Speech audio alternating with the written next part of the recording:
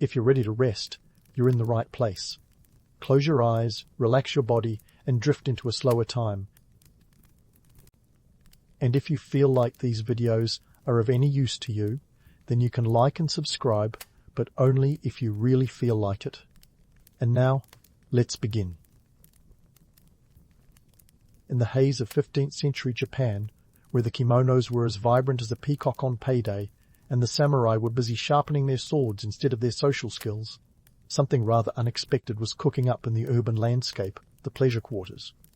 These bustling, neon-lit, metaphorically speaking, areas became the beating heart of cities like Kyoto and later Edo, today's Tokyo. You might think of these spots as the OG social networking sites, only with less scrolling and more sake. Now, why did these pleasure quarters spring up with the enthusiasm of a karaoke fan at a late-night bar? It wasn't just about, pleasure. It was about economics, social hierarchy, and a bit of good old-fashioned escapism. The 15th century was a time when Japan was fracturing politically like a poorly made ceramic vase. The Ashikaga shogunate was hanging on by a thread, and the country was divided into warring states, each led by a daimyo with an ego bigger than his army.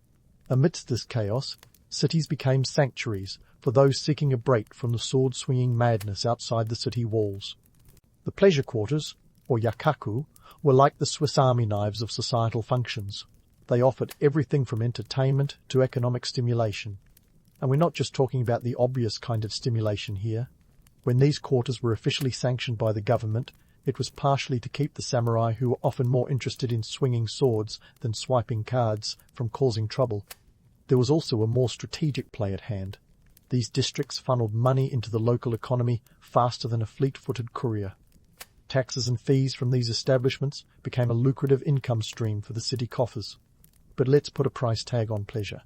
A night out in one of these quarters could cost a small fortune. We're talking about a sum that could feed a peasant family for months. For example, a visit to a high-end brothel could set a patron back several gold coins or more.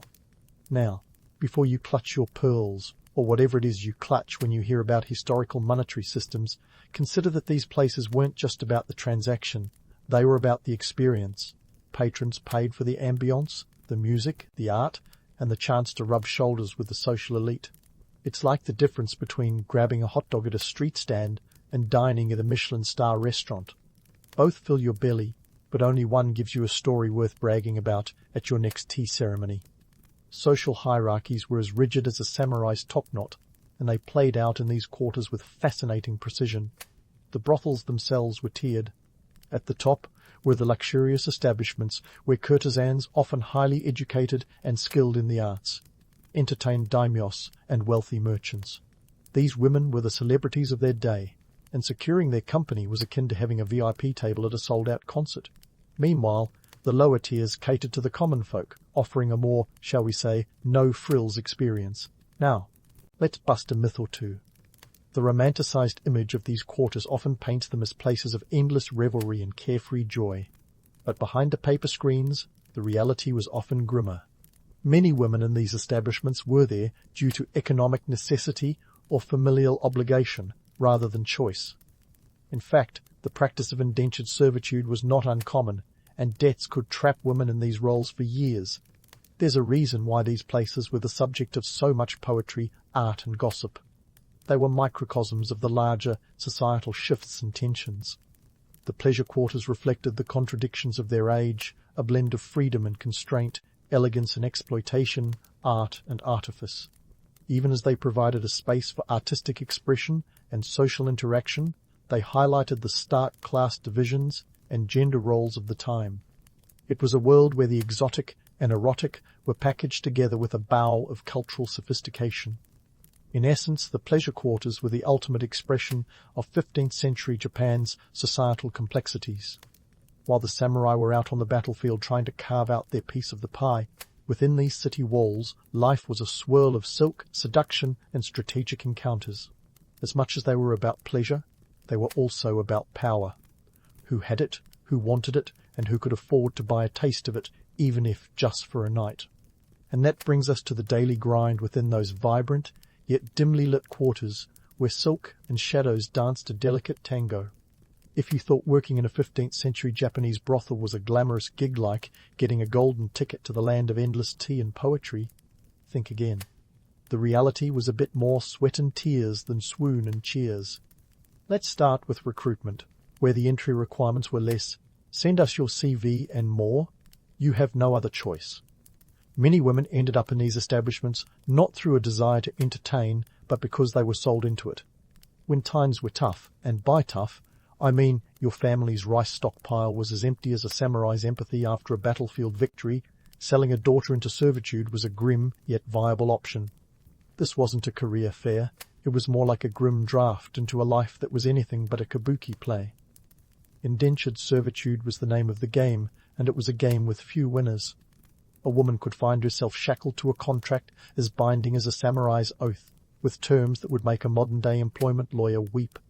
Debts were nearly impossible to pay off, and the idea of freedom was as elusive as a ninja in the night.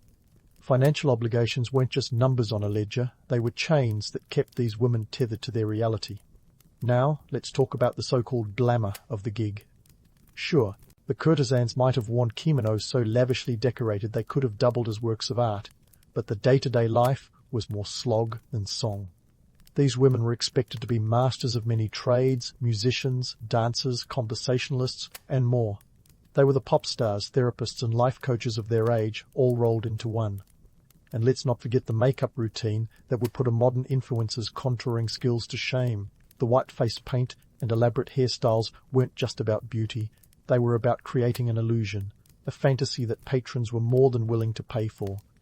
Behind those carefully painted smiles was a grueling schedule. Entertaining wasn't a 9-to-5 job, it was a 24/7 commitment. Courtesans had to be on all the time, ready to charm clients while navigating the treacherous waters of social etiquette and personal safety. It was like juggling flaming swords while blindfolded, with the added pressure of needing to pay off an ever-growing debt. The managers, or tea-house owners, played the role of puppet masters, pulling the strings behind the scenes. They were the ones who kept the books balanced and the patrons happy. It was their job to ensure the right mix of allure and exclusivity, keeping the quarters buzzing with the hum of transactions and the clink of coins. These managers had to be as shrewd as any daimyo, navigating the politics of pleasure with the finesse of a no actor. Speaking of myths, let's tackle the geisha with a heart of gold, trope head on. The romanticized notion of the kind-hearted courtesan saving her troubled clients or finding true love is more fiction than fact. In reality, the power dynamics were heavily skewed, with women having little say over their lives or careers. The idea of a courtesan finding her one true love and escaping to a life of bliss was about as likely as a cat learning to perform the tea ceremony. Sure, there were exceptions, but they were rarer than a samurai without a katana. These women were entrepreneurs of emotion, selling not just companionship, but a carefully curated experience. They were the gatekeepers of fantasy, the weavers of dreams, in an era that was often more nightmare than fairy tale. Yet, despite the hardships, their roles were vital to the social and economic fabric of their time. They provided a release valve for a society under pressure, a space where the rigid social order could be temporarily suspended. The economic impact of these brothels was as undeniable as it was multifaceted. They were hubs of commerce, driving the local economy like a well-oiled machine. The taxes and fees collected from these establishments were a significant revenue source, funding everything from city defences to public infrastructure. In a sense, the pleasure quarters were the engines that powered the urban centres, keeping the wheels of prosperity turning, even as the world outside the city walls teetered on the brink of chaos. So, while the pleasure quarters might appear as mere footnotes in the grand narrative of Japanese history, their story is one of complexity and contradiction. They were places of both liberation and oppression, where art and exploitation existed in a delicate balance. As we continue to explore this world, remember that behind every myth lies a more tangled truth, waiting to be unravelled like a kimono's intricate obi. As we continue to unravel the colourful tapestry that was the 15th century Japanese pleasure quarters, it's time to step into the worn sandals of their patrons. From samurai to merchants, these were the folks who kept the brothels buzzing like a beeswax candle factory. But why were they flocking to these establishments like moths to a flame? Well, grab your fan and take a seat, because the motivations were as varied as the intricate designs on a Kyoto kimono. First up, let's talk about the samurai, those legendary warriors whose tales are as sharp as their swords. You might think they were all about honor and duty, spending their days reciting haikus and practicing their swordplay under cherry blossoms. But when night fell and the sake started flowing, the allure of the pleasure quarters was hard to resist. For many samurai, visiting these establishments was less about romance and more about release. Imagine being under constant pressure to uphold your clan's honor while simultaneously trying not to lose your head. Brothels offered a much-needed escape, a place where the weight of their armor could be temporarily shed. And then there were the merchants, the unsung heroes of commerce who made sure the tea-houses were stocked with rice and sake. The rise of the merchant class in this period coincided with Japan's burgeoning urban culture. These savvy traders were the original middle-class dreamers, eager to climb the social ladder. Yet, despite their growing influence, they were still seen as a rung or two below the samurai in the social hierarchy. For merchants, the pleasure quarters were a chance to rub shoulders with the elite and perhaps even gain a smidge of that elusive prestige. A night spent enjoying the company of a high-class courtesan could elevate a merchant's status faster than you could say economic upward mobility. But let's not ignore the elephant in the tatami room, the cultural perceptions surrounding these visits. Far from being shunned, trips to the pleasure quarters were often seen as rites of passage. Young men were sometimes encouraged to visit these establishments to learn the ways of the world. It was a hands-on education, quite literally, that was thought to prepare them for the complexities of adult life. The irony, of course, was that these visits often taught them more about economic transactions than about genuine human connection. This brings us to the myth of the noble patron, the idea that these men were gallant figures, showering courtesans with gifts and affection and fostering deep, meaningful relationships. Let's pop that romantic bubble right now. In truth, these encounters were as transactional as a modern-day stock exchange. The courtesans were there to make a living, not to find Prince Charming. Their skills were honed for entertainment and persuasion, not for falling head over clogs in love. A patron might fancy himself a knight in shining armor, but more often than not, he was just another customer in a long line of many. The economic implications of these visits were as significant as a sumo wrestler in a rice shop. The money spent by samurai and merchants didn't just line the pockets of tea-house owners, it trickled down through the entire city economy. Artisans crafted delicate hairpins and intricate kimonos, while musicians and performers were hired to provide the evening's entertainment. The ripple effect was a boon for urban development, transforming cities into thriving hubs of commerce and culture. Yet amidst this transactional world, there was a certain allure to the fantasy. The pleasure quarters were a stage where the rigid social order could be momentarily suspended. Here, a merchant could sit beside a daimyo, and a samurai could let his guard down without fear of losing face.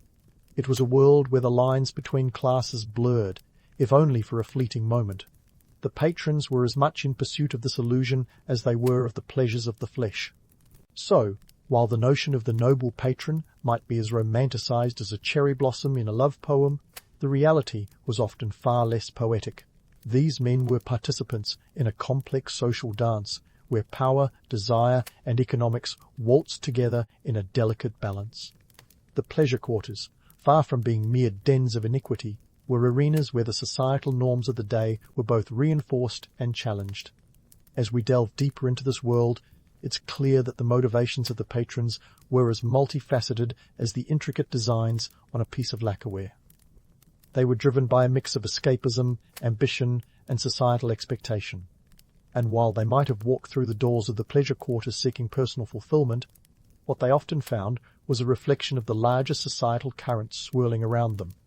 In this intricate dance of desire and economics, the pleasure quarters were a microcosm of 15th century Japan, a place where the personal and the societal collided in a vibrant display of silk and shadow. As we prepare to explore this world further, remember that behind every myth lies a more tangled truth, waiting to be unraveled like a kimono's intricate obi. The story of the pleasure quarters is far from over, and the next chapter promises to be just as illuminating. Now, as we peel back more layers from this historical onion that is the 15th century Japanese pleasure quarters, let's dive into the political and social intricacies that played out like a Shakespearean drama, samurai swords and all.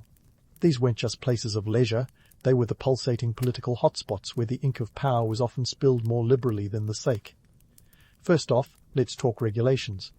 Yes, even in a world where samurai were prone to slicing before speaking, there were rules, folks. The government, in its infinite bureaucratic wisdom, decided to officially sanction these pleasure quarters. Why? Because when you're trying to keep a country from splitting apart like a poorly sewn kimono, you need all the cash you can get.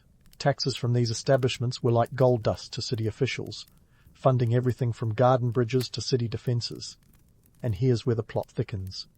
Those in power also realised that keeping the samurai entertained meant fewer sword fights in the streets. It was a strategic move worthy of a chess master, except the stakes were a tad higher than checkmate. Brothels became the designated containment zones, corralling potential troublemakers like a cleverly designed trap for testosterone-fueled tigers. But let's not ignore the delightful dance between law and loophole.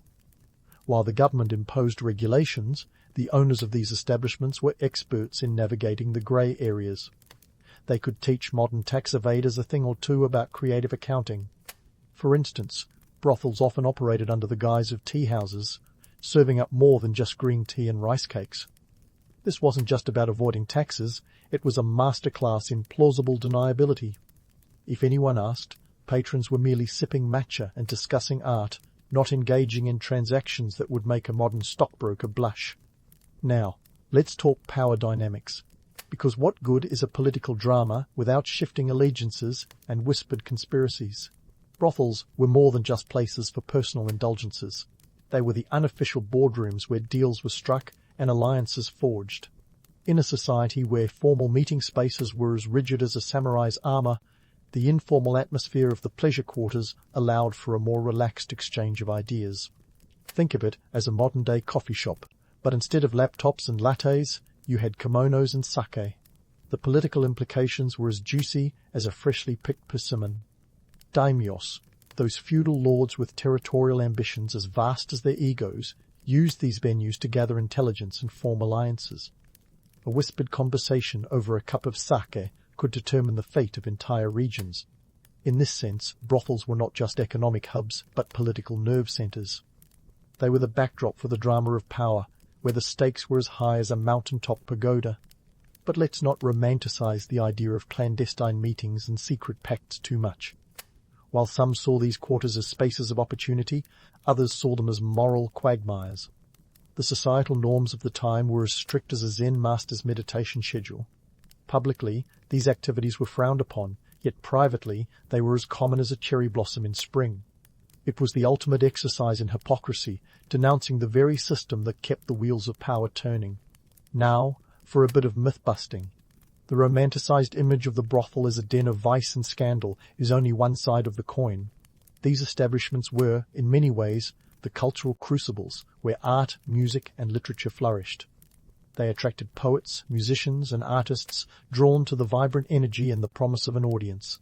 Far from being mere dens of iniquity, they were incubators of creativity, albeit with a decidedly adult twist.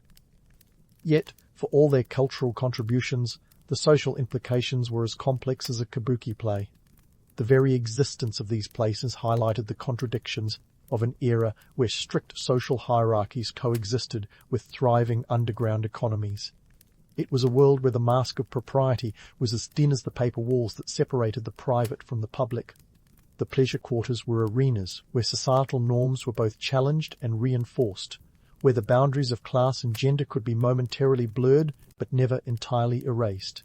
So, while the allure of these places lay in their promise of escapism and entertainment, the reality was a tangled web of power and politics, a place where the personal and the political intersected in a dance as intricate as a geisha's fan. As we prepare to delve further into this captivating world, remember that the story of the pleasure quarters is not just one of indulgence, but of influence, a tale where every encounter was a potential turning point in the grand narrative of history. And so, as the curtains close on our deep dive into the pleasure quarters of 15th century Japan, it's worth pondering their legacy, both the glittering myths and the gritty truths. These weren't just places of fleeting pleasure. They were the crucibles of cultural and social evolution, leaving an indelible mark on Japanese society that resonates through to today. Let's take a stroll through the hall of mirrors that is their legacy, reflecting on both the glossy and the grim. First up, the cultural footprint. The pleasure quarters were like the buzzing beehives of artistic innovation. Imagine the aesthetic shockwaves when woodblock print artists like Kitagawa Utamaro captured the vivid life of these districts, filling the walls of Edo with vibrant ukiyo-e style that would one day influence Western artists like Van Gogh and Monet. These prints didn't just depict the allure of courtesans, they offered a window into the zeitgeist of a society in the throes of transformation. By the 18th century, these images had become so popular that collectors would part with a pretty penny, often upwards of the equivalent of a week's salary, to own one. It was Instagram for the Edo period, a way for people to engage with cultural icons and trends. Now, let's zoom out and take a look at the broader historical landscape. The pleasure quarters were often sanitized in later narratives, depicted as places of pure indulgence and carefree revelry. But the reality was often harsher, a testament to human resilience and the complexities of survival. These districts were home to thousands of women, many of whom navigated a labyrinth of societal constraints and economic necessity. The sanitized versions often scrubbed away the stories of struggle and agency that were just as important as the stories of entertainment. Here's a myth worth debunking, the notion that the women of these quarters were passive participants in their own lives. True, many were bound by indentured servitude, their choices as limited as the space in a tatami room. But within those constraints, many women found ways to exercise agency. Some became shrewd businesswomen, saving enough to buy their freedom and even establish their own tea houses. They were the unsung heroes of their era, navigating a world that treated them as commodities, but finding ways to assert their humanity. Fast forward to modern Japan, and it's clear that the echoes of these quarters still ripple through the cultural landscape. The concept of the hostess club, a place where patrons pay for the company of women, often over drinks and conversation, bears more than a passing resemblance to the pleasure quarters of old. While the trappings have changed, the core appeal remains, a temporary escape from the pressures of daily life, wrapped in an experience of curated fantasy. The pleasure quarters also left a legacy in the realm of gender dynamics. They highlighted the stark realities of gender roles and class divisions, serving as a mirror to the society that created them. In a way, they forced a confrontation with the inequalities of the time, sparking conversations that continue to evolve today. The struggle for gender equality in Japan, with its roots deeply intertwined with these historical experiences, is a testament to the enduring impact of the stories that unfolded within those walls. And what about the economic legacy? These districts were the financial engines of their era, driving urban development and influencing the flow of commerce. The taxes they generated funded public works that supported the burgeoning cities, creating infrastructures that would eventually become the backbone of modern Japan. The economic model of these districts, a mix of entertainment and commerce, laid the groundwork for future industries, from tourism to modern-day entertainment. As we wrap up this journey through the pleasure quarters, let's end on a note of resilience. Despite the challenges they faced, the people who lived and worked in these environments carved out spaces for creativity, connection, and even resistance. They were not just passive recipients of their circumstances, but active participants in shaping their destinies. Their stories remind us that history is not just a series of events, but a tapestry woven from the threads of individual lives, each with its own story of hope, struggle, and triumph. So, as you drift off with this new knowledge buzzing around like a cicada on a summer night, remember that the past is never black and white. It's a kaleidoscope of experiences and narratives, stretching from the bygone days of the Yakaku to the bustling streets of modern Tokyo. These ancient pleasure quarters were more than just places of indulgence. They were the arenas where the complexities of human nature played out in all their multifaceted glory. And in that dance between legend and reality, we find the true heart of history, a story as rich and vibrant as the people who lived it. You've just stepped off a ship in 14th century Genoa, the kind of place where the air smells like salt, sweat, and ambition. This isn't just any port city, it's the Wall Street of the medieval Mediterranean. Here, banking isn't merely a profession, it's the very lifeblood of the city. Picture narrow streets bustling with merchants and traders, their voices blending into a symphony of opportunity. Genoa is the kind of place where gold coins jingle like background music. So, why Genoa? It's all about location, my friend. Genoa sits right on the edge of the Ligurian Sea, perfectly positioned to control trade routes between Europe and the East. Think of it as the primo parking spot in the medieval parking lot. But it's not just about geography, it's about what the Genoese did with it. They were pioneers in banking, inventing financial instruments that would make today's Wall Street quants green with envy. Now, let's talk money. Ever heard of the Genoese lira? This little nugget of currency was the kind of cash that got things done. Introduced in the early 13th century, it was the euro of its day, accepted across borders and trusted by merchants from London to Constantinople. And the Genoese weren't just hoarding these coins, they were using them to finance wars. Yes, entire wars. Forget about crowdfunding a new gadget. These guys were crowdfunding armies. But wait, there's more. The Genoese were also the brains behind the first known bank deposit slips and letters of credit. In a world where carrying a chest full of gold could make you a target for every bandit this side of the Alps, these innovations were like discovering fire. Suddenly, you could travel light and still conduct serious business. Imagine today's credit cards, but with a quill and ink flourish. Let's not forget the mythical Genoese espresso breaks. Okay, maybe it wasn't exactly espresso, but they did enjoy their coffee-like concoctions while discussing the fate of empires. Banking was thirsty work after all. The Genoese were nothing if not resourceful. But hold on, this isn't all sunshine and gold coins. Being a banking powerhouse had its complications.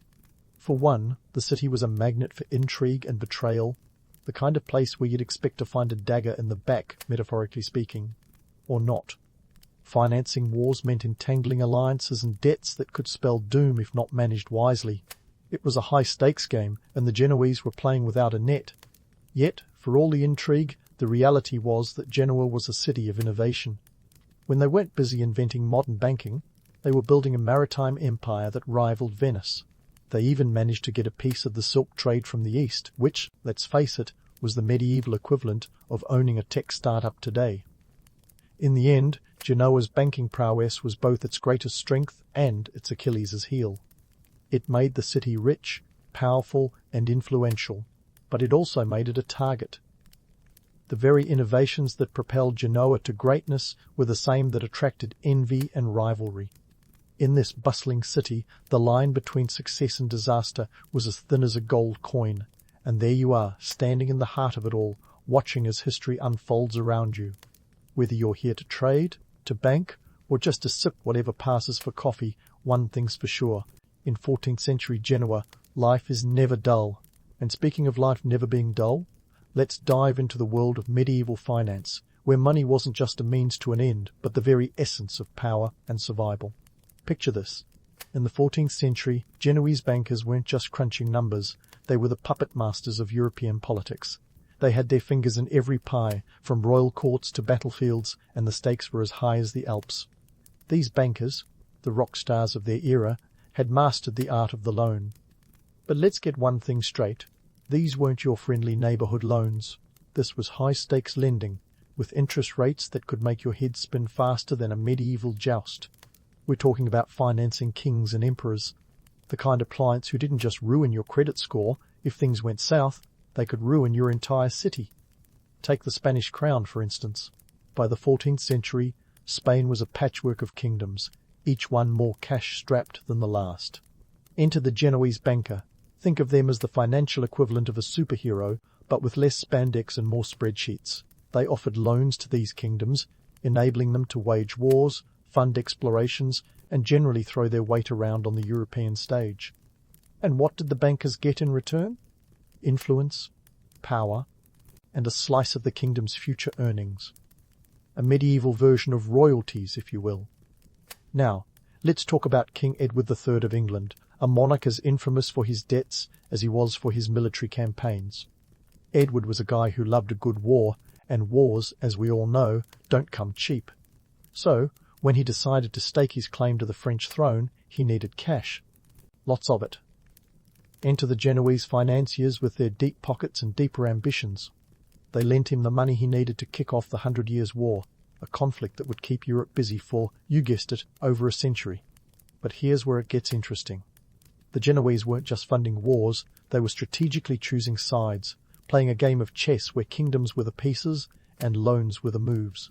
By financing Edward III, they weren't just backing a king, they were investing in a conflict that would reshape Europe. And that's the thing about money. It's never just about the coin, it's about the influence it buys. Of course, lending to monarchs wasn't without its risks. Kings had a nasty habit of defaulting on their loans, and they weren't exactly medieval collection agencies to call when that happened. Instead, defaults could lead to wars, broken alliances, and, let's be honest, a few heads rolling. The Genoese bankers were walking a tightrope, balancing the promise of enormous profits against the peril of political fallout. And let's debunk a myth while we're at it. The romanticized image of the benevolent banker, a sort of medieval Santa Claus doling out ducats to deserving monarchs, is pure fantasy. These were shrewd businessmen, calculating risk and reward with the precision of a surgeon's scalpel. They weren't in it for the glory, they were in it for the gold. And while they might have worn the finest silks and dined with royalty, their eyes were always on the bottom line. But why did these monarchs turn to Genoa, of all places, for their financial needs? It wasn't just about the money, it was about trust. Genoa, with its bustling port and strategic location, was a hub of commerce and credibility. The Genoese lira was as good as gold across Europe, and their bankers had a reputation for integrity, well, as much integrity as one could expect in the cutthroat world of medieval finance. And let's not forget the innovation. The Genoese were masters of financial wizardry, inventing new tools and tricks to keep the money flowing. They pioneered the use of bills of exchange, allowing trade to flourish without the constant movement of heavy coins. It was like inventing the credit card, but with a bit more parchment and a lot more ink. This financial savvy made them indispensable, not just to kings and queens, but to the entire European economy. But all this power came at a price. Being a banker in medieval Genoa was like playing a never-ending game of high-stakes poker, with alliances shifting faster than a knight's horse. One minute you're on top of the world, and the next you're scrambling to keep your head above water as the political tides change. It was a world where fortunes were made and lost overnight, where today's ally could be tomorrow's enemy. Yet, for all the intrigue and danger, the allure of power was irresistible. The Genoese bankers were at the centre of it all, the money movers behind the scenes of history's grandest stage. They may not have worn crowns, but they wielded a power that rivaled any king's. And isn't that the real story of Genoa? A city where ambition was as common as the sea breeze, where the currency of power was minted not just in coins, but in influence and innovation. So, as you navigate the bustling streets of 14th century Genoa, remember this: the city's true wealth wasn't in its gold or its ships, but in its people. The bankers who dared to dream big, to take risks, and to shape the future of Europe one loan at a time. In this world of trade and finance, they were the real movers and shakers, the unsung heroes, and sometimes villains, of history's great game.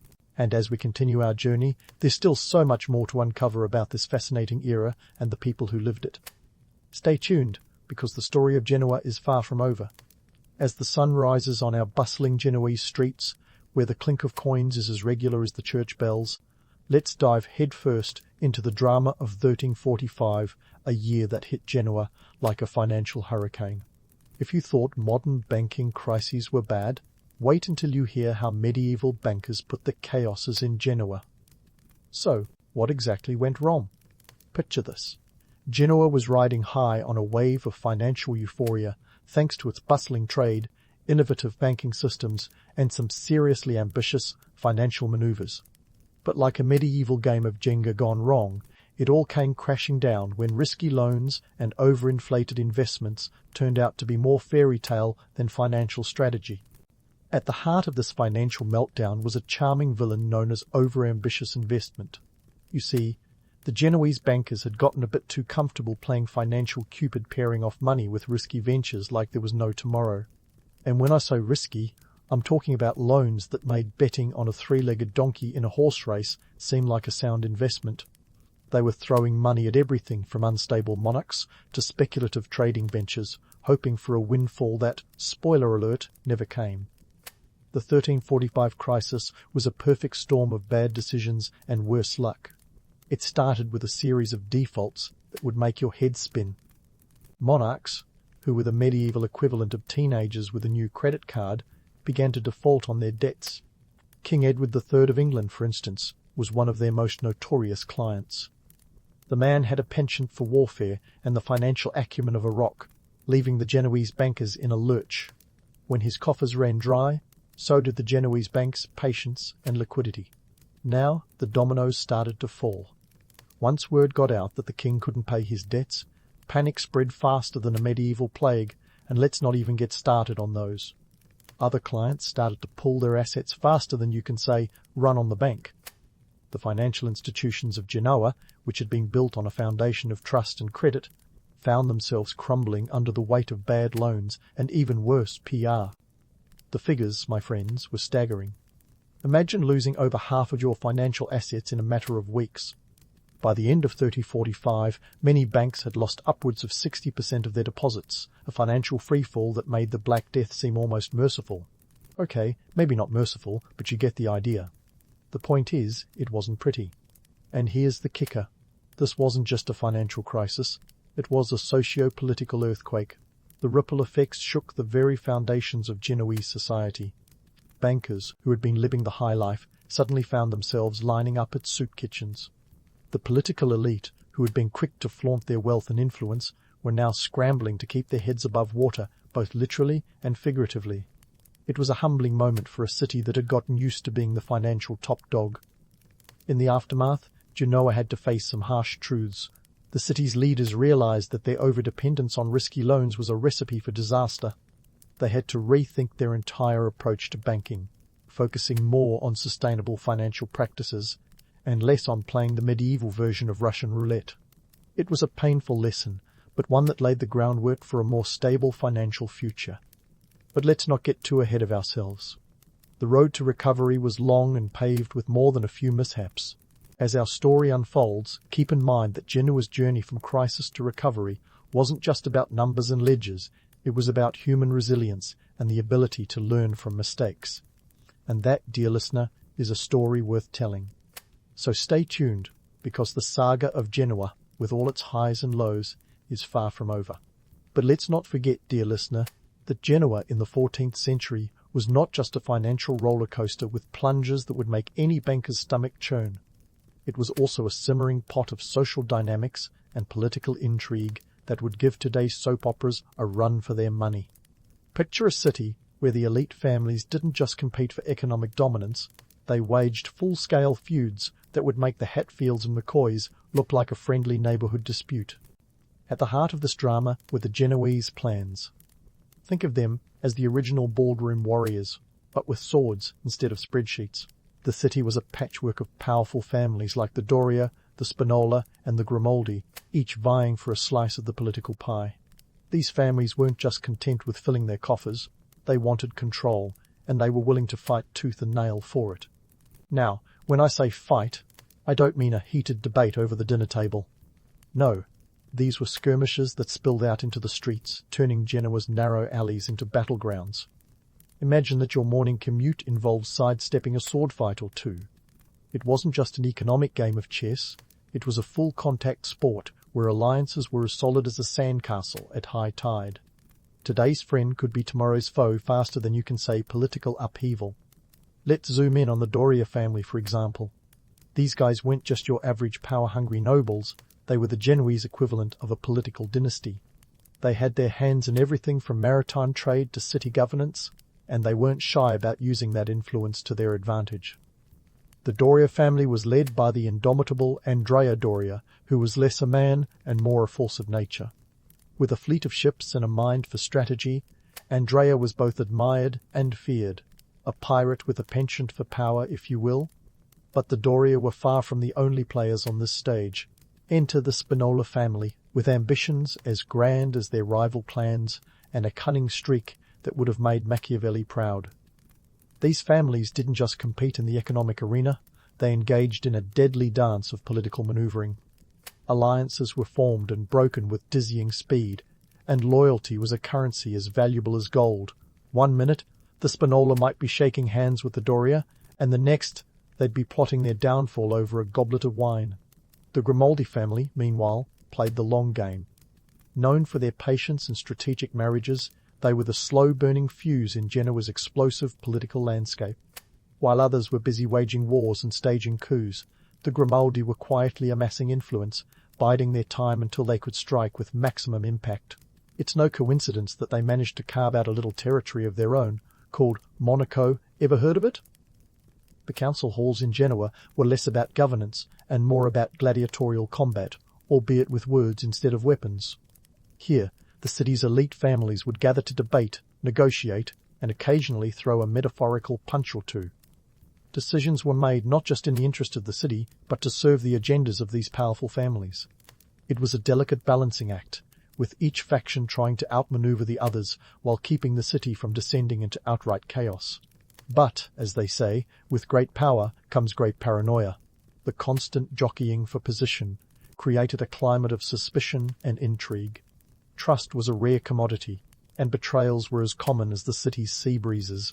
It's little wonder that Genoa was described by some contemporaries as a city of spies, where secrets were traded like currency and a loose tongue could cost you dearly. And let's not romanticize this too much. All this political maneuvering wasn't just a thrilling game, it had real consequences for the people of Genoa. The constant power struggles meant that the city was often on the brink of anarchy, with governance taking a backseat to personal vendettas. The ordinary folk, the ones who kept the city running with their trade and toil, often found themselves caught in the crossfire of these elite battles. For them, the intrigue wasn't glamorous, it was a matter of survival. Yet, for all the chaos, there was a strange sort of order to it all. Genoa thrived in this environment of controlled chaos, its citizens adapting to the ever-shifting power dynamics with a resilience that was nothing short of remarkable. The city's ability to endure and even flourish amidst such political turmoil is a testament to the grit and tenacity of its people. So, as you wander through the bustling markets and shadowy alleys of medieval Genoa, remember that every face you see might belong to a player in this grand Game of Thrones. Each merchant, sailor, and banker is part of a larger story of ambition, power, and survival. And as we continue our journey through the annals of Genoa's history, there are still many more tales of intrigue and adventure waiting to be uncovered. In our next chapter, we'll dive even deeper into the machinations of Genoa's elite, exploring how these families didn't just shape their city, but left an indelible mark on the history of Europe itself. Stay with us, because the saga of Genoa is far from over, and there are plenty more plots and betrayals to unravel in the episodes to come. As we venture further into the labyrinthine world of Genoese intrigue, let's pivot from the political tightrope to the financial foundations that had profound consequences not just for Genoa, but the entire financial world. You see, Genoa wasn't just a hotbed of family feuds and maritime clashes. It was the birthplace of something less glamorous but arguably more enduring, double-entry bookkeeping. Now, before you roll your eyes at what sounds like the most boring plot twist ever, hear me out. This little innovation was the medieval equivalent of inventing the internet. Double-entry bookkeeping was like discovering the cheat codes to the economic video game. It allowed businesses to keep precise track of their assets and liabilities, effectively turning accounting from a guessing game into a science. Thanks to this system, merchants could see at a glance if they were sinking or swimming, financially speaking, of course. And what was the Genoese contribution to this wizardry? They honed and popularized this system, ushering in an era where numbers spoke louder than words. This wasn't just bookkeeping, it was a financial revolution. The Genoese figured out that by recording every transaction twice, once as a debit and once as a credit, you could maintain a perfect balance.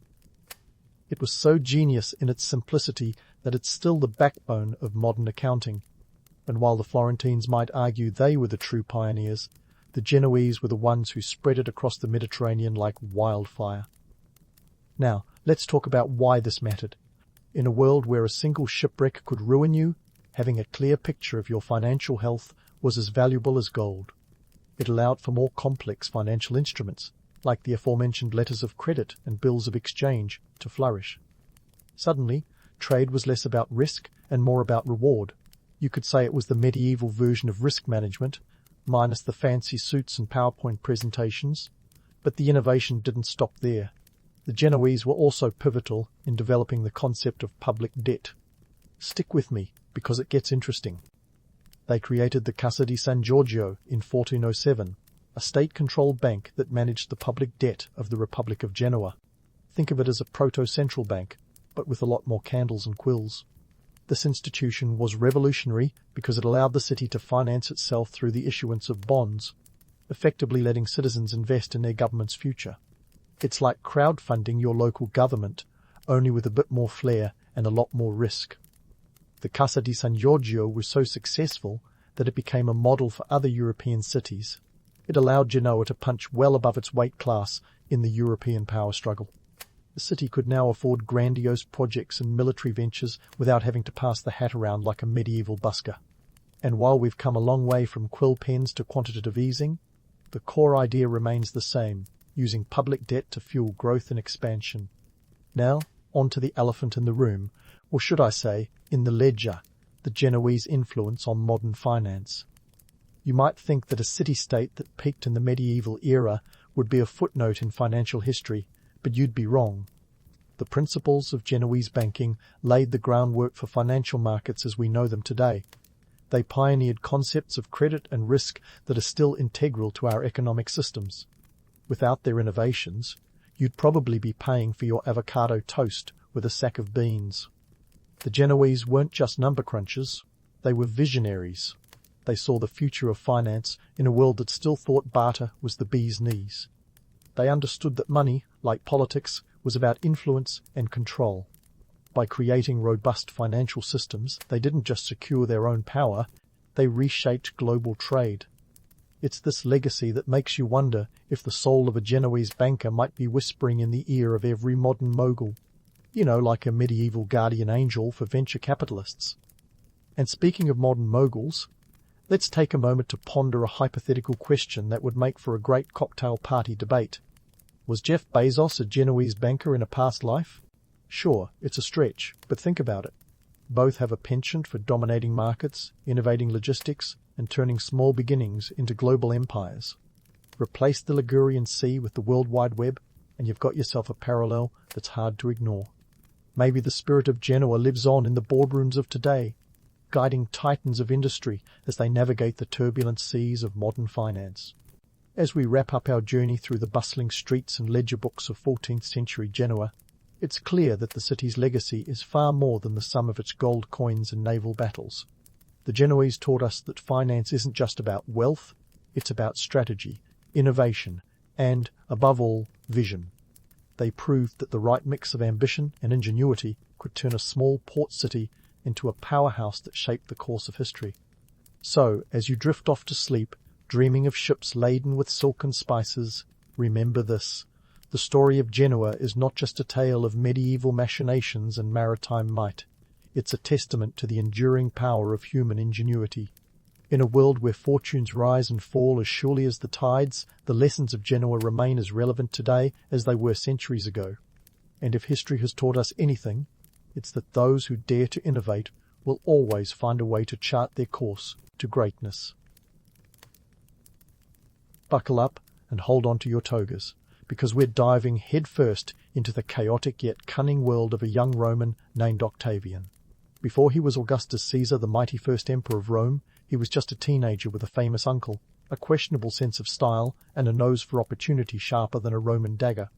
It's 44 BCE, and Rome is a political snake pit, teeming with ambition, betrayal, and the occasional assassination. Enter Gaius Octavius, or Octavian as his friends and enemies alike called him.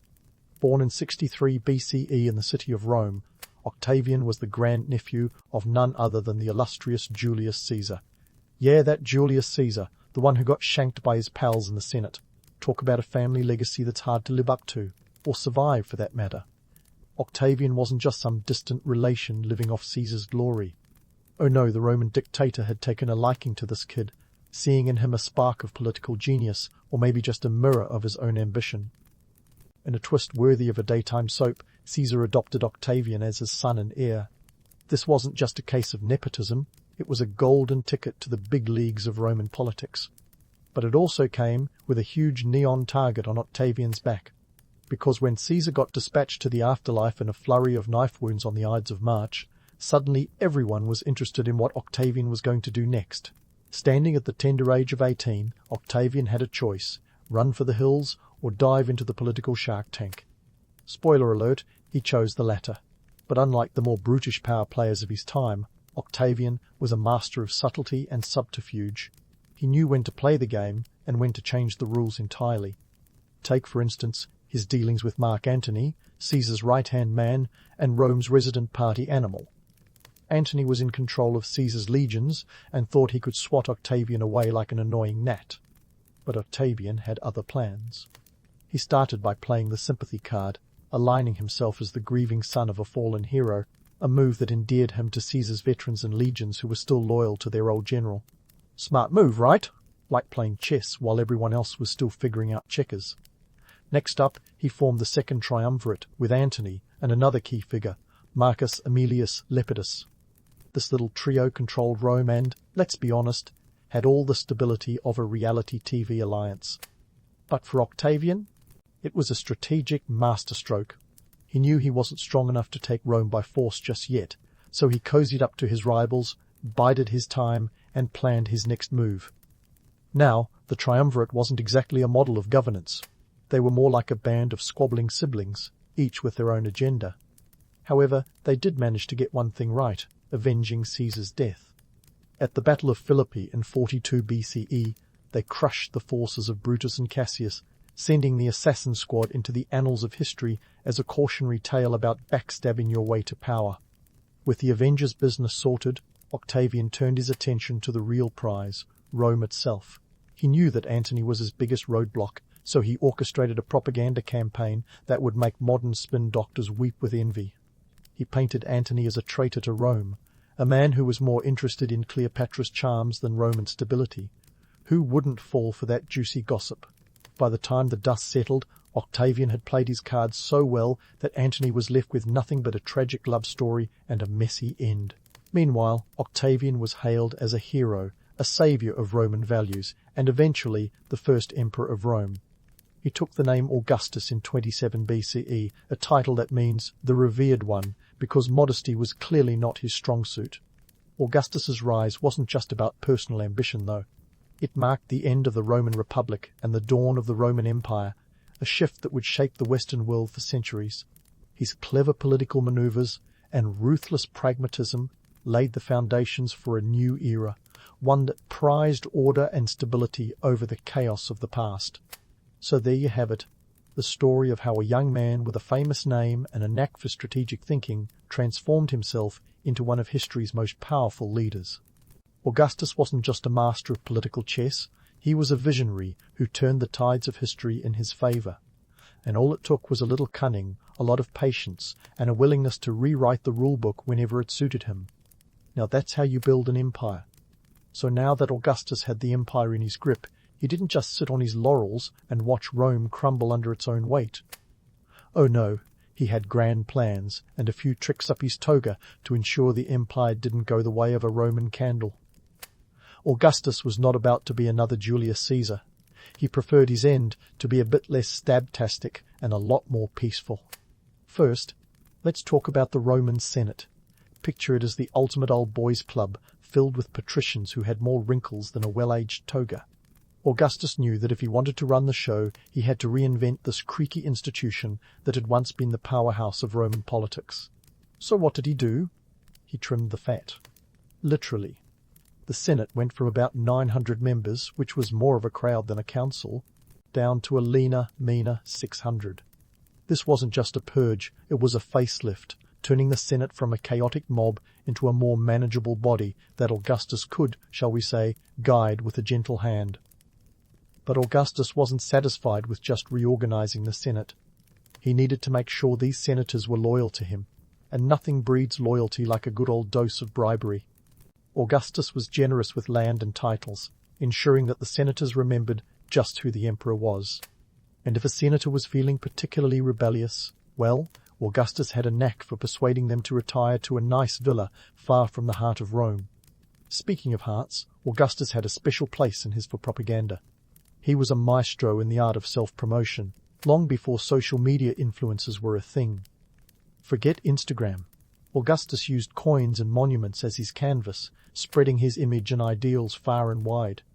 Coins were the ancient equivalent of Twitter, a handy way to get a message across with just a flip of the thumb. Every coin bore his likeness, a constant reminder that Augustus was the man holding Rome together. It was a brilliant strategy because, let's face it, who doesn't love money? And then there were the monuments. Augustus knew that to leave a lasting legacy, he needed to build things that would stand the test of time, or at least until the next earthquake. The Ara Pacis, or Altar of Peace, was one such masterpiece. Commissioned in 13 BCE, this marble beauty wasn't just an altar, it was a statement. Through its intricate carvings, it told the story of Augustus's triumphs and the peace he had brought to Rome. In Augustus's hands, marble became the medium of myth-making. However, all this grandeur wasn't just Augustus flexing his ego. It was about creating a narrative, a story that painted him not just as a leader, but as a savior of Roman values. He coined the phrase Pax Romana, which, for those of you who don't speak Latin, means Roman peace. This was Augustus's promise, stability, and prosperity after years of civil war and chaos. And hey, who doesn't want to swap the sword fights for some peace and quiet? Now, let's debunk a myth or two. Augustus wasn't just a benevolent ruler. Sure, he was charming, but he also had a ruthless streak as wide as the Tyre. Reforms were often a mix of carrot and stick, with Augustus knowing exactly when to use each. For every public work he commissioned, there was a political opponent quietly sidelined. For all his talk of restoring the Republic, Augustus knew that absolute power was far more effective than a democratic free-for-all. And let's not forget the economy. Augustus was savvy enough to know that Rome's prosperity was tied to its coffers. He implemented a series of economic reforms that would make any modern accountant nod in approval. Taxation was streamlined, with a census introduced to assess the empire's wealth more accurately. This wasn't just about gathering more coins for the imperial piggy bank.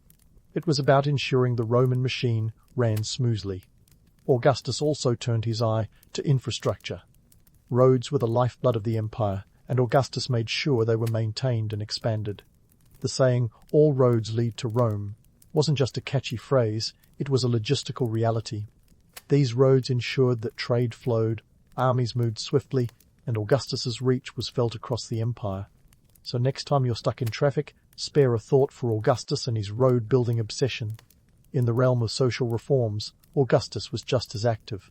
He introduced legislation to encourage marriage and childbirth, aiming to boost Rome's dwindling aristocratic numbers. Adultery was made a crime, ironic, given the scandalous escapades of some of his own family members.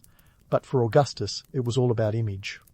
He wanted to promote traditional Roman values, even if he had to drag the Roman elite kicking and screaming into compliance. In the end, Augustus was more than just a ruler, he was a visionary.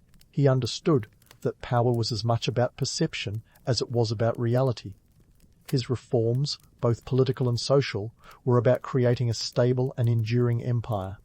He knew that to keep Rome thriving, he had to be both a politician and a public relations genius. And he was. Augustus crafted a legacy so potent that it would echo through the corridors of history long after his time. But let's not get too far ahead. There's more to this saga unfolding, and Augustus still has some tricks up his sleeve. And speaking of tricks, Augustus had a masterstroke up his sleeve, the Pax Romana. Now, you might think of this Roman peace as a time when everyone sat around in togas, sipping wine and reciting poetry. But let's not get carried away with the idyllic image. It wasn't all sunshine and chariot races. Augustus's brand of peace was more like a well-oiled military machine with a decorative laurel wreath on top. First things first, Augustus knew that a peaceful empire was a profitable one, so he got down to business, quite literally. The Roman economy was the beating heart of his empire, and Augustus was the empire's cardiologist. He stabilized the currency, introducing the denarius as Rome's silver standard, a move as significant as the US dollar becoming the world's reserve currency. This wasn't just about shiny coins. It was about restoring trust in Rome's economic system after years of civil unrest had turned the treasury into a sieve. Augustus also had a knack for taxes that would make a modern IRS agent proud. He leveled the playing field by standardizing taxes across the empire.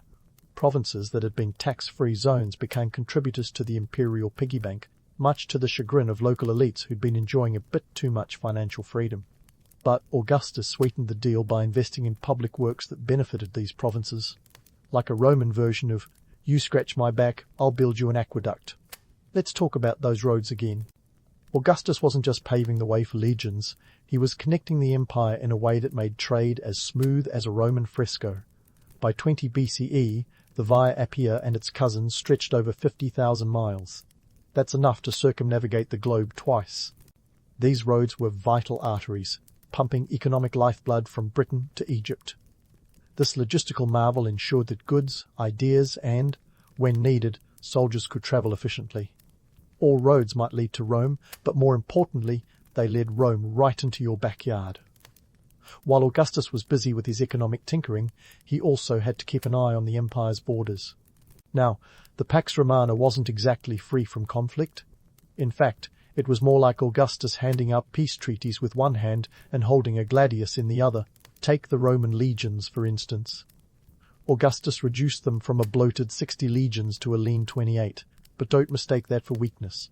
These troops were stationed strategically along the frontiers, ready to flex their muscles whenever a neighboring tribe got a little too bold. Speaking of neighboring tribes, Augustus had a rather pragmatic approach to diplomacy.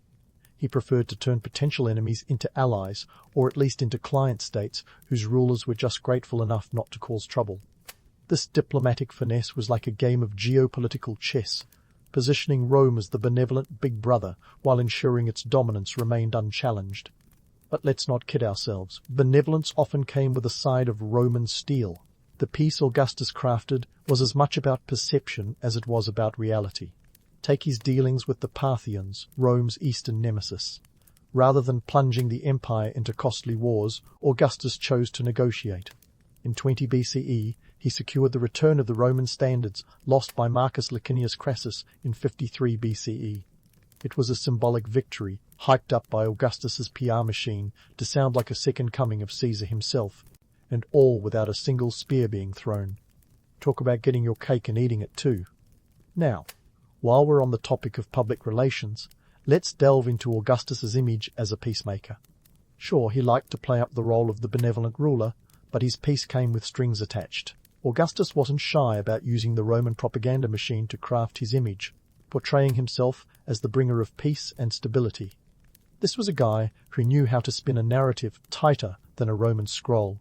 He even had poets like Virgil penning epic tales that painted him as the hero of Rome, the man who saved the empire from chaos.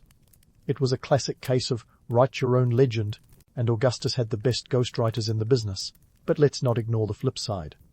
Beneath the polished marble of the Pax Romana was the grit of Augustus's realpolitik. Yes, the era was marked by substantial peace, but it was a peace often maintained through surveillance and suppression. Augustus established a network of spies and informers. Let's call them the ancient NSA, who kept tabs on potential dissenters, ensuring that any whispers of rebellion were silenced before they became shouts. The Senate may have been trimmed and tamed, but Augustus kept an eye on them like a hawk watching a field mouse. The so-called peace also relied heavily on the loyalty of the Praetorian Guard, a hand-picked force of elite soldiers whose primary job was to protect the emperor and subtly remind everyone else who was really in charge. These guys were the ancient equivalent of a presidential security detail, with the added bonus of occasionally getting involved in the murky world of palace intrigue. In essence, the Pax Romana was a masterpiece of Augustus's making, but it was painted with shades of grey. The peace he offered was conditional, a careful balance of carrot and stick designed to keep the empire from imploding. Augustus had a vision of stability, prosperity, and expansion, but he understood that achieving it required a delicate dance of diplomacy, military might, and economic ingenuity. So there you have it, the Pax Romana, a period that was as much about Augustus's skill at spinning stories as it was about his ability to shape reality. It was a time when the Roman Empire flourished, not by chance, but by the calculated and often ruthless strategies of its first emperor. Augustus knew that to maintain peace, you needed a firm hand, a sharp mind, and just enough charm to make people believe in the dream you were selling. And while the empire basked in the glow of this newfound stability, Augustus was already plotting his next move, ensuring that his legacy would endure long after he was gone. But that's a tale for another time, as the saga of Rome's greatest empire builder continues to unfold. The stage is set, the players are ready, and as history marches on, Augustus's influence lingers like a spectre in the annals of time. Keep your ears sharp and your curiosity sharper, because there's more to this Roman epic than meets the eye. So, as the empire basked in the glow of Augustus's savvy leadership in the Pax Romana, our man Augustus was juggling more than just empires. His personal life was, to put it mildly, a Roman soap opera. If you think modern celebrity marriages are a mess, wait till you hear about Augustus's domestic escapades. Let's start with Augustus's marital odyssey.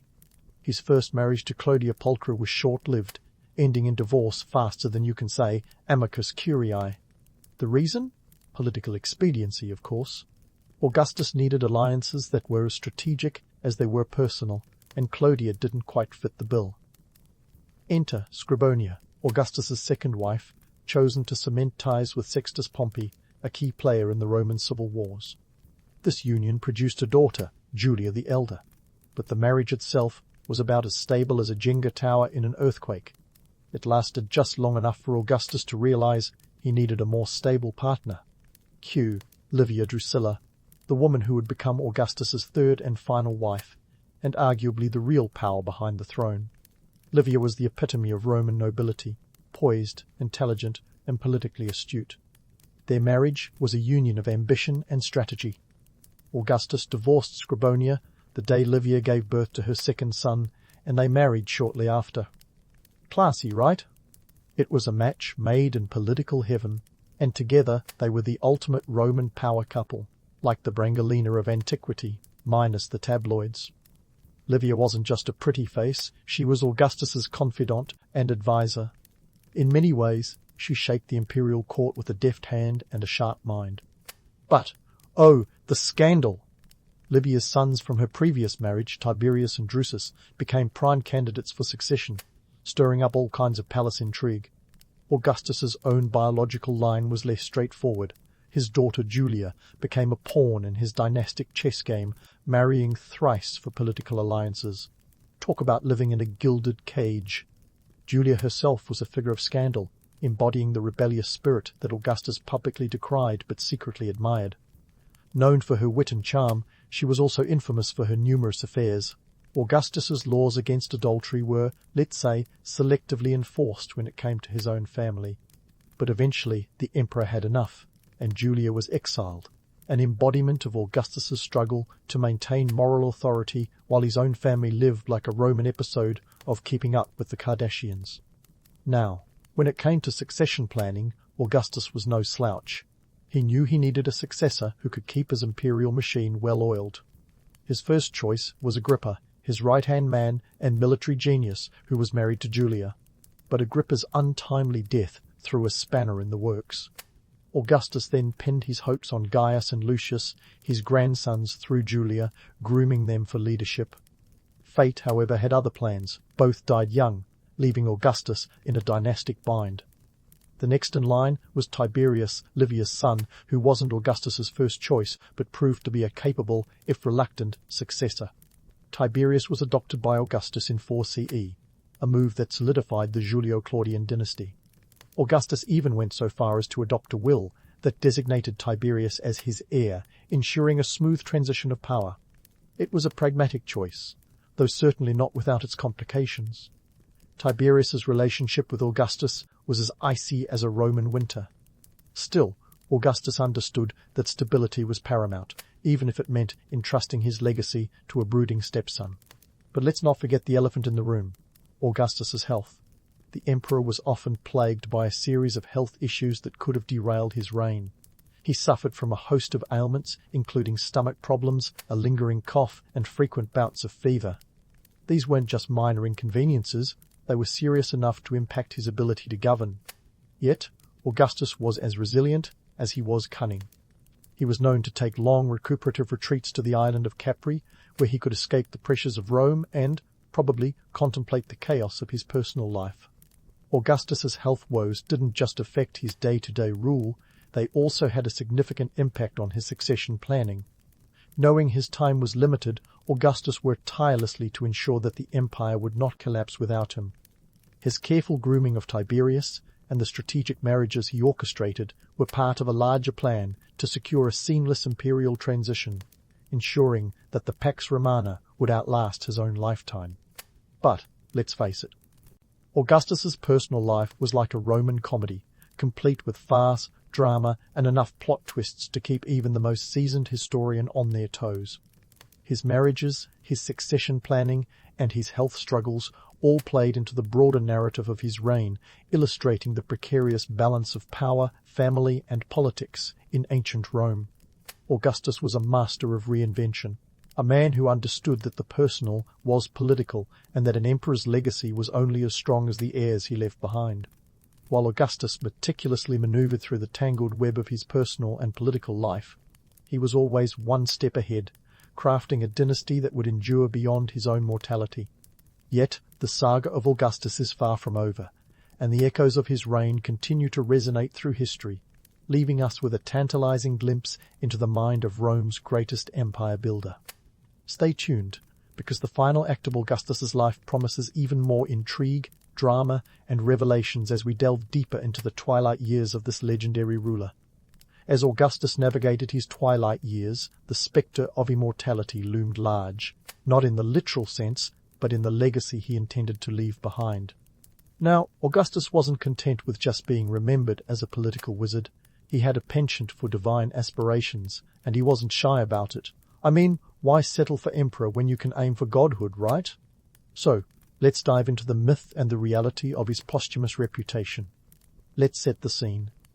It's 14 CE, and Augustus is on his last legs, both metaphorically and literally. After a reign that spanned over 4 decades, he shuffled off this mortal coil at the ripe old age of 75, an impressive innings, especially considering the average Roman life expectancy was about 35.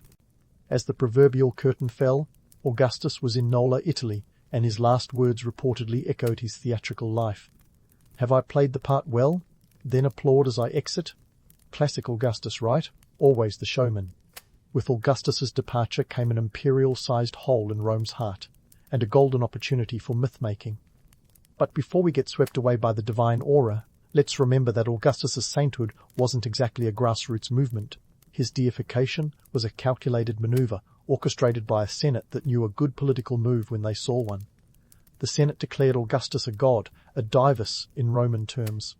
It was a power play, as much as it was a pious act, ensuring that his legacy was inextricably tied to the state's ideology. Augustus, now divine, became a cornerstone in the imperial cult, a handy tool for successors eager to legitimize their rule by associating with the divine founder of the empire.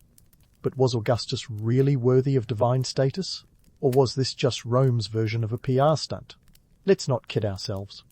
Augustus was no saint. He was a master of manipulation, a political puppeteer who knew how to pull the strings. His reign was marked by as much ruthlessness as it was reverence, and he was no stranger to the darker side of power. Remember those purges and the occasional exile? Not exactly heavenly behavior. However, Augustus's legacy was more than just the sum of his mortal deeds. He left behind an empire transformed, a Rome that was stable, prosperous, and largely at peace. This wasn't just about Augustus's clever politicking, it was about the systems he put in place.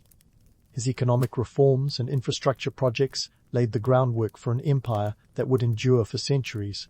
You know those famous Roman roads? They didn't just appear out of nowhere.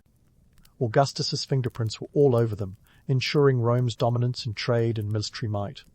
Moreover, Augustus's reign set the template for future emperors. His model of governance, centralized power with a veneer of republicanism, became the standard for Roman rule. The Pax Romana, that era of relative peace and prosperity, was the gold standard for subsequent emperors. Augustus had cracked the code, combined military might with public works and a dash of religious authority, and you've got yourself a recipe for imperial success. It was a legacy that future rulers would strive to emulate, often falling short of his deft balance. But here's where the myth-busting comes in. Augustus wasn't just a benevolent architect of empire. Let's talk about his darker legacy. The mechanisms of control he put in place, spies, informers, and the Praetorian Guard, would become tools for tyranny under less scrupulous successors. Augustus's consolidation of power laid the groundwork for future emperors who preferred absolute rule over Augustus's careful balance. The Roman Empire would see its fair share of despots, tyrants, and, let's face it, outright lunatics who took the Augustus playbook and twisted it to their own ends. His personal life also left a tangled web for his heirs. Augustus's careful succession planning might have ensured a smooth transition to Tiberius, but it also set a precedent for familial intrigue and dynastic power struggles. The Julio-Claudian dynasty would be marked by scandal, betrayal, and, in some cases, outright murder. Augustus's legacy was a double-edged sword. While he created an empire, he also sowed the seeds of its internal strife. Yet, despite these contradictions, Augustus's impact was undeniable. His reign marked a turning point in Roman history, transforming it from a fractious republic into a mighty empire. He was a paradox, a man who wielded absolute power while claiming to restore the republic, a leader who embraced both tradition and innovation, a mortal who aspired to divinity. Augustus's legacy wasn't just about what he achieved in life, but how he was remembered after death, a fascinating blend of reality and myth, a narrative crafted as much by his successors as by the man himself. As the years rolled on, Augustus's influence continued to ripple through history like a stone cast into a pond. His successors would invoke his name and his image, hoping to capture a glimmer of his glory.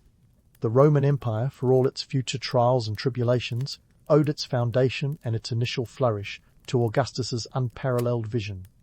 He was, in many ways, the architect of Western civilization's most enduring empire, a legacy that would echo through the ages.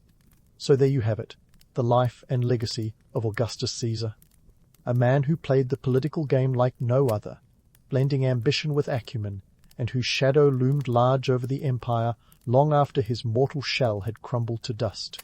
Augustus was a master of reinvention, a chameleon who knew how to adapt and thrive, and in doing so, he left a mark on history that remains indelible.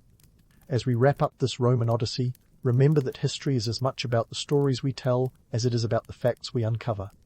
Augustus's life was a testament to the power of myth and reality intertwined, a legacy that continues to captivate and confound centuries after the final curtain fell. A salty breeze drifts through your window, tickling your senses awake in the ancient city of Tyre. This is no ordinary morning. You're waking up in one of the most vibrant hubs of the ancient world, a Phoenician powerhouse perched atop a rock off the coast of modern-day Lebanon. The Mediterranean stretches out before you, a shimmering highway of trade and treasure. Trust me, nothing says good morning quite like the scent of brine and commerce. Tyre isn't just another coastal settlement, it's the Beyoncé of ancient cities. It straddles both an island and a mainland, giving it a kind of geographical split personality that traders absolutely adore. And why wouldn't they? This place is a logistical dream. Ships glide in from Cyprus, Crete, and the Egyptian shores, their hulls stuffed with goods ranging from grain to the occasional exotic pet. If you can slap a price tag on it, it's probably being unloaded on Tyrian docks. But there's more to Tyre than its prime real estate. The city is the undisputed king of the purple dye industry, a business so exclusive it makes modern luxury brands look like discount stores. This isn't just any purple, we're talking Tyrian purple, a colour so rich it might as well be dripping from the robes of Roman emperors. The dye is extracted from the murex snail, a process that's less glamorous than it sounds and involves a lot of stink and a whole lot of snails. About 250,000 of the little critters for just an ounce of the stuff. It's the kind of operation that turns your backyard into a gastropod graveyard, but sends your profit margins soaring. As the morning sun lifts higher, you can almost hear the clinking of coins and the chatter of merchants haggling over everything from cedarwood to blown glass. Tyre's economy is a well-oiled machine, powered by trade routes that crisscross the Mediterranean like a spider's web. This place is a nexus where east meets west, where Egyptian papyrus and Babylonian textiles find their way into the hands of Greek philosophers. It's the ancient equivalent of a global shopping mall, with Phoenician merchants acting as personal shoppers for the ancient elite. But let's not romanticize this too much. Tyre's strategic spot comes with its share of headaches. This city has been besieged more times than a sandwich at a picnic. History buffs will remember the infamous siege by Alexander the Great in 32 BCE, where the Macedonian conqueror decided he wanted Tyre so bad he built a causeway to connect the mainland to the island. Talk about determination. Or maybe just a serious lack of chill. Yet, Tyre's resilience is legendary. This city has a knack for bouncing back, like that one friend who always somehow lands on their feet no matter how many times life trips them up. Its strategic location and economic savvy have made it a jewel that everyone from the Assyrians to the Babylonians has wanted a piece of. It's like the ultimate game of capture the flag, but with more ships and significantly higher stakes. As you stroll through the bustling streets, you can't help but marvel at how this city has managed to maintain its swagger through centuries of upheaval.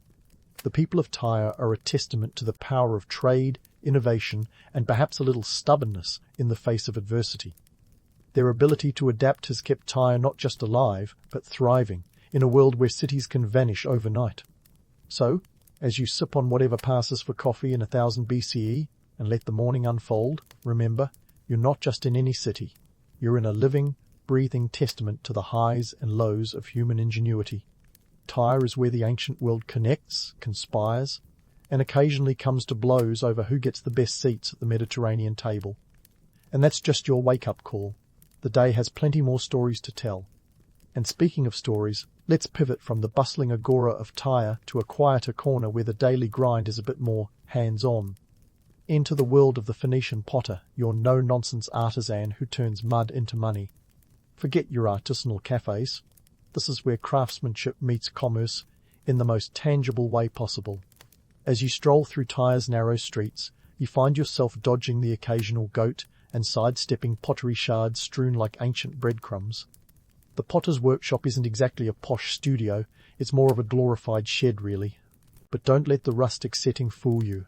This place is a veritable factory of clay creations, churning out everything from amphorae to intricate figurines. The day begins with a ritual as old as time, clay gathering. Picture a Phoenician potter, sleeves rolled up, trudging to the nearby riverbank.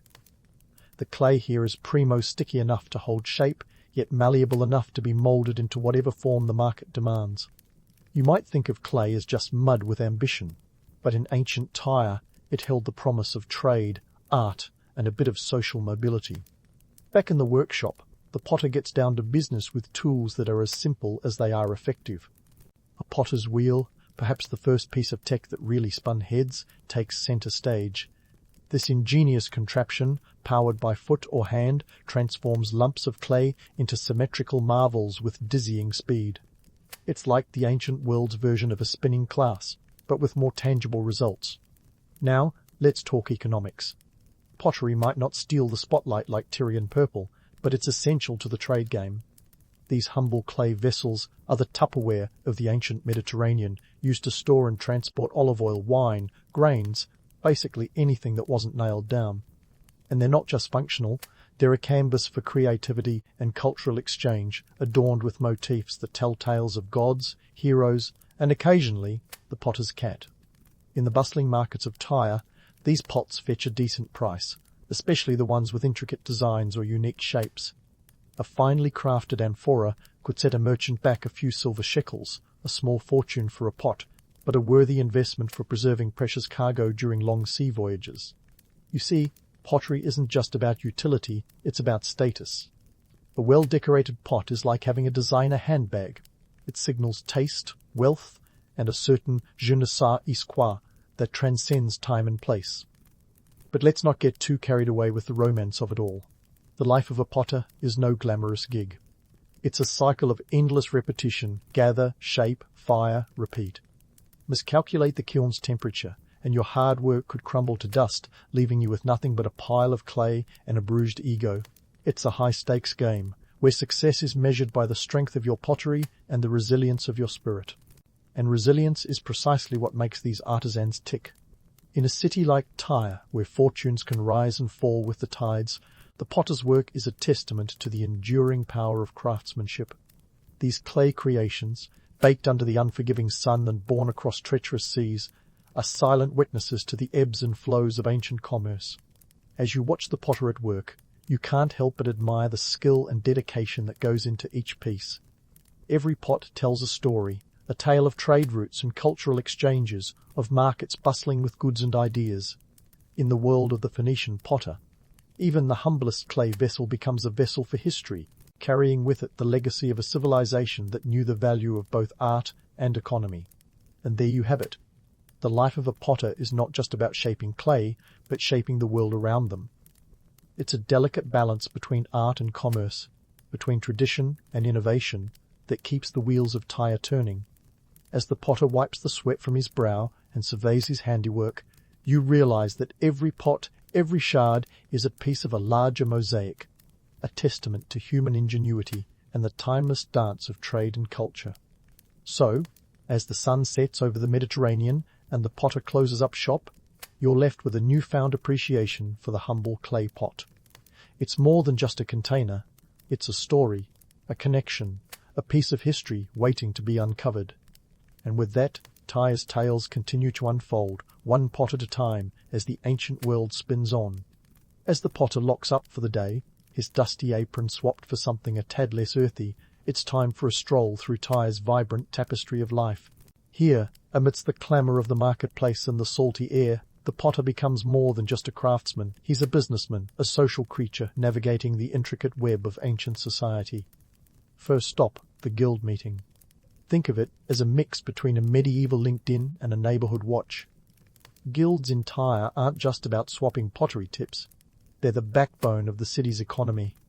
These are the folks who set prices, ensure quality, and occasionally swap juicy tidbits about who's been trying to pass off subpar clay as the good stuff. If you're picturing a scene from Game of Thrones with less dragons and more debates on kiln temperatures, you're not far off. The guilds are the great equalizers in Tyre's hierarchical society. Here, a potter can rub elbows with other artisans, merchants, and even the occasional well-to-do trader. It's a place where skill trumps lineage mostly. Sure, wealthier members might flaunt their ornate amulets like ancient bling, but in the end, it's your craftsmanship that earns respect. No one cares about your family crest if you can't throw a decent amphora. Now, if you're imagining guilds as a utopia of equality and fraternity, let's pump the brakes. While they do provide a sense of community and professional support, they also keep a tight grip on who gets to play in the pottery sandbox. Membership isn't just handed out like candy, you've got to prove your worth. Think of it as a prehistoric version of Shark Tank, but instead of pitching apps, you're showcasing your best earn. Leaving the guild meeting, let's wander through Tyre's social strata. The city is a melting pot of cultures and classes, a bustling metropolis where wealthy merchants flaunt their success while labourers hustle for their daily bread. Here, class distinctions are as clear as the Mediterranean waters. The elites, those with enough Tyrian purple to make even a Roman senator jealous, live in lavish homes filled with imported luxuries. Their dinner parties would make even the most extravagant Instagram influencer blush. Meanwhile, the average Tyrian, like our potter, must navigate a more frugal existence. But don't let the simplicity fool you. The potters and craftsmen are the unsung heroes of this economic powerhouse, their work supporting the trade networks that keep Tyre's heart beating.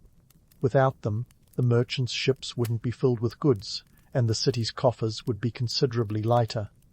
As you wander through the marketplace, you'll notice the stark divide between the haves and have-nots. The wealthy merchants, draped in fine linens, haggle over the latest imports, from Egyptian papyrus to Babylonian textiles. Meanwhile, labourers barter for the essentials, their coins carefully counted. It's a scene as old as trade itself, the eternal dance of commerce, where fortunes are made and lost with the rise and fall of the sun. But let's not get too bogged down in the economics of it all. Tyre is also a cultural crossroads, a place where stories, ideas, and yes, even myths are exchanged as freely as goods. Roman historians might spin tales of a city of sailors and adventurers, but the reality is far more complex. While the Phoenicians are indeed master mariners, their society is built on the backs of craftsmen like our potter, whose creations are as much a part of Tyre's legacy as its fabled fleets. So, what about those famous Phoenician sailors? Let's debunk a myth or two. Yes, the Phoenicians are renowned for their naval prowess, their ships slicing through the Mediterranean with the grace of a swan and the speed of a cheetah on espresso. But it's not all glory on the high seas. These sailors endure long months away from home, battling storms and sea monsters. Well, maybe not literal monsters, but have you seen the Mediterranean during a squall? It's not exactly a pleasure cruise. Back on dry land, there's another myth to tackle. The idea of Phoenician society as some sort of egalitarian paradise. The truth? Tyre, like any ancient city, has its share of inequality and social tension. The gap between rich and poor is as wide as ever, and while the city's strategic location brings wealth, it also attracts the wrong kind of attention. Think of Tyre as that one glamorous friend who always seems to be embroiled in drama, whether it's fending off invaders or navigating the treacheries of trade politics.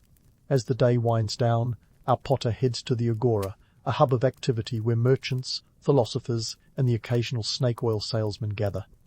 Here, he haggles over prices and swaps tales of kiln failures and market triumphs.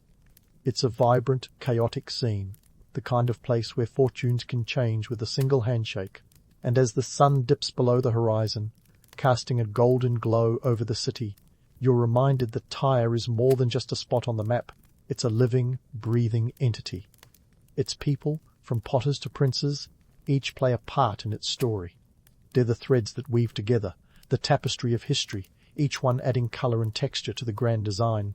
So, as you bid farewell to the potter and his world, remember that the tales of Tyre are far from over. This city, with its blend of myth and reality, continues to capture the imagination and defy expectations. And who knows? Perhaps tomorrow will bring new stories, new challenges, and new triumphs for our humble potter and his fellow Tyrians. As the ancient world spins on, one can only wonder what the next chapter will hold. So, as the potter sets off towards Tyre's bustling market, you're about to witness a scene that's both timeless and utterly unique to this ancient metropolis. The market is a cacophony of sounds, a riot of colours, and a feast for the senses. A place where fortunes are made, dreams sold, and occasionally a bit of dignity is bartered away in the name of commerce. Walking with the potter, you can't help but notice the sheer diversity of goods on display. This isn't just any marketplace, it's a microcosm of the Mediterranean world. Here, a Babylonian trader hawks intricately woven textiles, while a Greek merchant offers olive oil so pure it practically sings of the Aegean sun. Tyre's market is a veritable United Nations of antiquity, where every stall tells a story, and every transaction is a tiny chapter in the epic of human trade. But let's not get carried away by the romance of it all. Behind the vibrant stalls and charming banter lies a complex web of political and economic systems that govern every transaction. Tyre's ruling class, the city's elite, aren't just interested in the flow of goods, they're deeply invested in controlling it. They wield their power like a finely honed sword, ensuring that trade routes remain open and profitable, at least for those who play by their rules. The potter, with his cart laden with amphorae and elegant jugs, is a small but crucial cog in this grand machine. He knows that to succeed here, he must navigate not just the market, but also the intricate politics that underpin Tyre's economy. And in a city where power often changes hands faster than you can say, Murex snail, that's no small feat. As you watch him haggle with a merchant over the price of a particularly fine piece, you begin to understand the delicate dance that is Phoenician trade. It's a world of alliances and rivalries, where a well-timed favour can open doors, and a misstep can shut them just as quickly. The potter must use all his wiles and charm to secure a fair price, all while keeping an eye on the ever-shifting political landscape. And speaking of politics, let's shine a light on the heavyweights behind the scenes, the ruling class of Tyre. These aren't just any aristocrats. They're the captains of industry, the gatekeepers of trade routes that stretch from the Levant to the farthest reaches of the Mediterranean. They've got a vested interest in ensuring that Tyre remains the linchpin of maritime commerce, and they're not shy about flexing their muscles to keep it that way. These elites know that controlling the flow of goods means controlling the flow of ideas, and they've turned Tyre into a melting pot of cultural exchange. From Egyptian hieroglyphs to Greek philosophies, Tyre is a hub of innovation where new concepts are traded as eagerly as the latest shipment of cedarwood.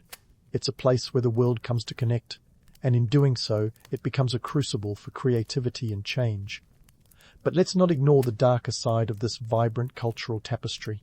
While Tyre is undoubtedly a beacon of trade and exchange, it's also a city that's been besieged more times than a pop star on a comeback tour. Its strategic location makes it a prize for any ambitious conqueror, and its wealth is a double-edged sword, attracting both traders and troublemakers. Now, let's get back to our potter who's busy sealing a deal with a trader from Carthage. This isn't just a simple transaction, it's a microcosm of the vast Phoenician trade networks that crisscross the Mediterranean. These networks are the lifeblood of Tyre, connecting it to distant shores and creating a web of influence that extends far beyond its rocky island. The Phoenicians aren't just traders, they're cultural ambassadors, spreading ideas and innovations as they exchange goods. As you watch the potter's wares being loaded onto the trader's ship, destined for far-off lands, you realize that these humble clay pots are more than just containers. They're vessels of culture, carrying with them the stories and traditions of Tyre to the wider world. And speaking of stories, let's debunk a popular myth while we're at it. You've probably heard tales of Phoenicians as intrepid explorers, boldly sailing uncharted waters in search of new lands. While there's a kernel of truth to this, after all, they did make it to the shores of Spain and even beyond. Let's not forget that most of their voyages were less about discovery and more about commerce. The Phoenicians were traders first, explorers second, and they knew that the real treasure wasn't a distant island, but the goods they could bring back and sell. But don't let the pragmatism fool you into thinking the Phoenicians lacked adventure. Their trade networks were fraught with dangers, from treacherous seas to the occasional pirate attack. It was a high-stakes game, where the rewards were great, but the risks even greater. And yet, they persevered, driven by a spirit of enterprise that would make even the most ambitious Silicon Valley startup blush. As the potter wraps up his business for the day, you can't help but reflect on the sheer tenacity of Tyre's people. They're a testament to the power of trade and innovation, to the idea that even in a world fraught with challenges, there's always room for growth and change. The potter, with his dusty hands and keen eye for business, is a symbol of Tyre's enduring spirit. A reminder that even the smallest player can have a big impact in the grand scheme of things. And so, as the sun sets over the bustling market, casting long shadows over the city's ancient walls, you're left with a sense of awe at the complexity and resilience of Tyre. It's a city that defies easy definitions, a place where history is made not just by kings and conquerors, but by everyday people like our potter, who shape the world one clay pot at a time. As you turn to leave, the sounds of the market fading behind you, you realize that Tyre's story is far from over. It's a tale of ambition and adversity, of trade and transformation, and it continues to unfold with each new dawn. And who knows what tomorrow will bring? More challenges, certainly, but also new opportunities for those daring enough to seize them. And with that, the potter's day comes to a close, his cart a little lighter, his pockets a bit heavier, and his heart full of hope for what lies ahead. Tyre, with all its complexities and contradictions, remains a beacon of possibility, a reminder that even in the ancient world, the future is always just around the corner. As the potter's day draws to a close, his cart a bit lighter and his spirits high, you're left with a moment to reflect on the remarkable city of Tyre and its enduring legacy. Ah, Tyre, a place that's been the darling of conquerors and the envy of neighbouring powers. It's the kind of city that doesn't just rest on its laurels, it builds an empire on them. And speaking of empires, let's talk about the Phoenicians, the master mariners who turned the Mediterranean into their personal aquatic playground. Now, if you've ever wondered why the Phoenicians get so much historical love, let's set the record straight. These folks were the Jeff Bezos of the ancient world, minus the space ambitions. Their impact on modern society is nothing short of monumental. For starters, they gave us the alphabet. Yes, that's right. Those 26 letters you're reading right now have a direct lineage to the Phoenician script. This wasn't just a neat party trick, it was a game changer. Before this, writing was the exclusive domain of scribes and scholars, a complex system of hieroglyphs and cuneiform that made your average grocery list look like a doctoral thesis. The Phoenicians simplified this chaos into a phonetic system that was as intuitive as it was revolutionary. They cut through the clutter, creating an accessible script that merchants and sailors could use to keep records, draft contracts, and occasionally scribble a love note or two. It democratized literacy in ways that would make any modern educator weep with joy, or at least nod approvingly. This alphabet laid the groundwork for the Greek and Latin scripts and eventually the written languages of the Western world. So the next time you jot down a shopping list or text a friend, remember, you owe a debt of gratitude to those ancient scribes of Tyre. But let's not get too alphabet-focused. The Phoenicians weren't just about words. They were also the Elon Musks of maritime innovation. Their ships were the Teslas of the ancient seas, sleek, fast, and designed for efficiency. They developed the bireme, a galley with 2 levels of oarsmen, which made their vessels faster and more maneuverable than anything else afloat. This wasn't just about getting from point A to point B. It was about dominating the seas in a time when maritime prowess was as good as gold. And these ships weren't just for show. They enabled the Phoenicians to establish trade networks that spanned the Mediterranean and beyond.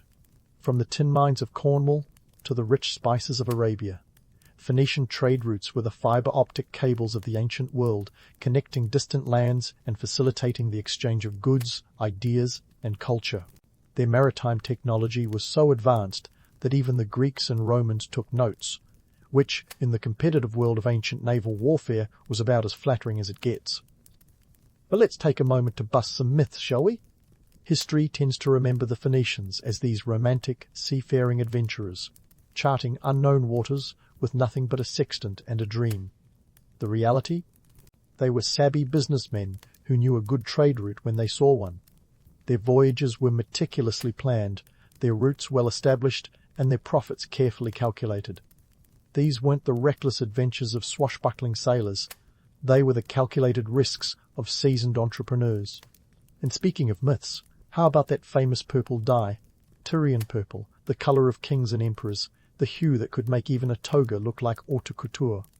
It's easy to romanticize the opulence of it all, but let's not forget the gritty reality behind the glamour. This dye was extracted from the murex snail, a process that was as stinky as it was labour-intensive. Extracting a single ounce of dye required tens of thousands of snails, and the smell was so pungent it could rival a middle school locker room after gym class. But the payoff was worth it. This colour was more than just a fashion statement. It was a status symbol, a visual proclamation of wealth and power. Yet, for all their achievements, the Phoenicians often get overshadowed by the more glamorous figures of ancient history. You've got your Alexanders and your Caesars hogging the spotlight while the Phoenicians quietly shaped the world. But here's the thing. History isn't just about the loudest voices or the flashiest conquests. It's about the subtle yet profound impacts that ripple through time. The Phoenicians may not have written epic poems or built colossal monuments, but they left a legacy that's woven into the very fabric of modern civilization. So, as you stand on the shores of Tyre, watching the sun dip below the horizon, think of the countless voyages that began here, the innovations that were born, and the stories that were shared across continents. Tyre isn't just a city. It's a testament to the ingenuity and resilience of the human spirit. It's a reminder that even the smallest players can leave a lasting mark on history, that the ripples of their actions can echo through the ages. And with that, our journey through the bustling streets and bustling mines of ancient Tyre comes to a close. Whether you're sipping a late-night cup of tea or drifting off to sleep, let the lessons of the Phoenicians linger in your mind. Remember that history is as much about the everyday moments as it is about the grand narratives. It's a tapestry of human experience, each thread contributing to the whole, each story adding depth and colour to the rich fabric of our shared past. So here's to Tyre, the city that stood at the crossroads of history, and to the Phoenicians, the unsung heroes of innovation and trade. May their legacy continue to inspire, to challenge, and to remind us that the world is never as simple as it seems. And as the ancient world spins on, one can only wonder what new stories wait to be uncovered, what new tales await to be told. You're jolted awake by the clatter of wooden getter sandals on the stone streets of Edo in 18th century Japan. It's a symphony of daily life, a bustling orchestra of merchants, craftsmen, and, surprisingly, samurai. Yes, those noble warriors with their iconic top-knots and fearsome swords. Only, here's the kicker, they're not all sharpening blades. Some are more likely to be found sharpening their skills as merchants or artisans. Welcome to the era where samurai swapped their swords for ledger books and lathes. The year is somewhere around 1750, smack dab in the middle of the Tokugawa shogunate's 265-year reign. The Tokugawa clan, in their infinite wisdom, decided that peace was the new black.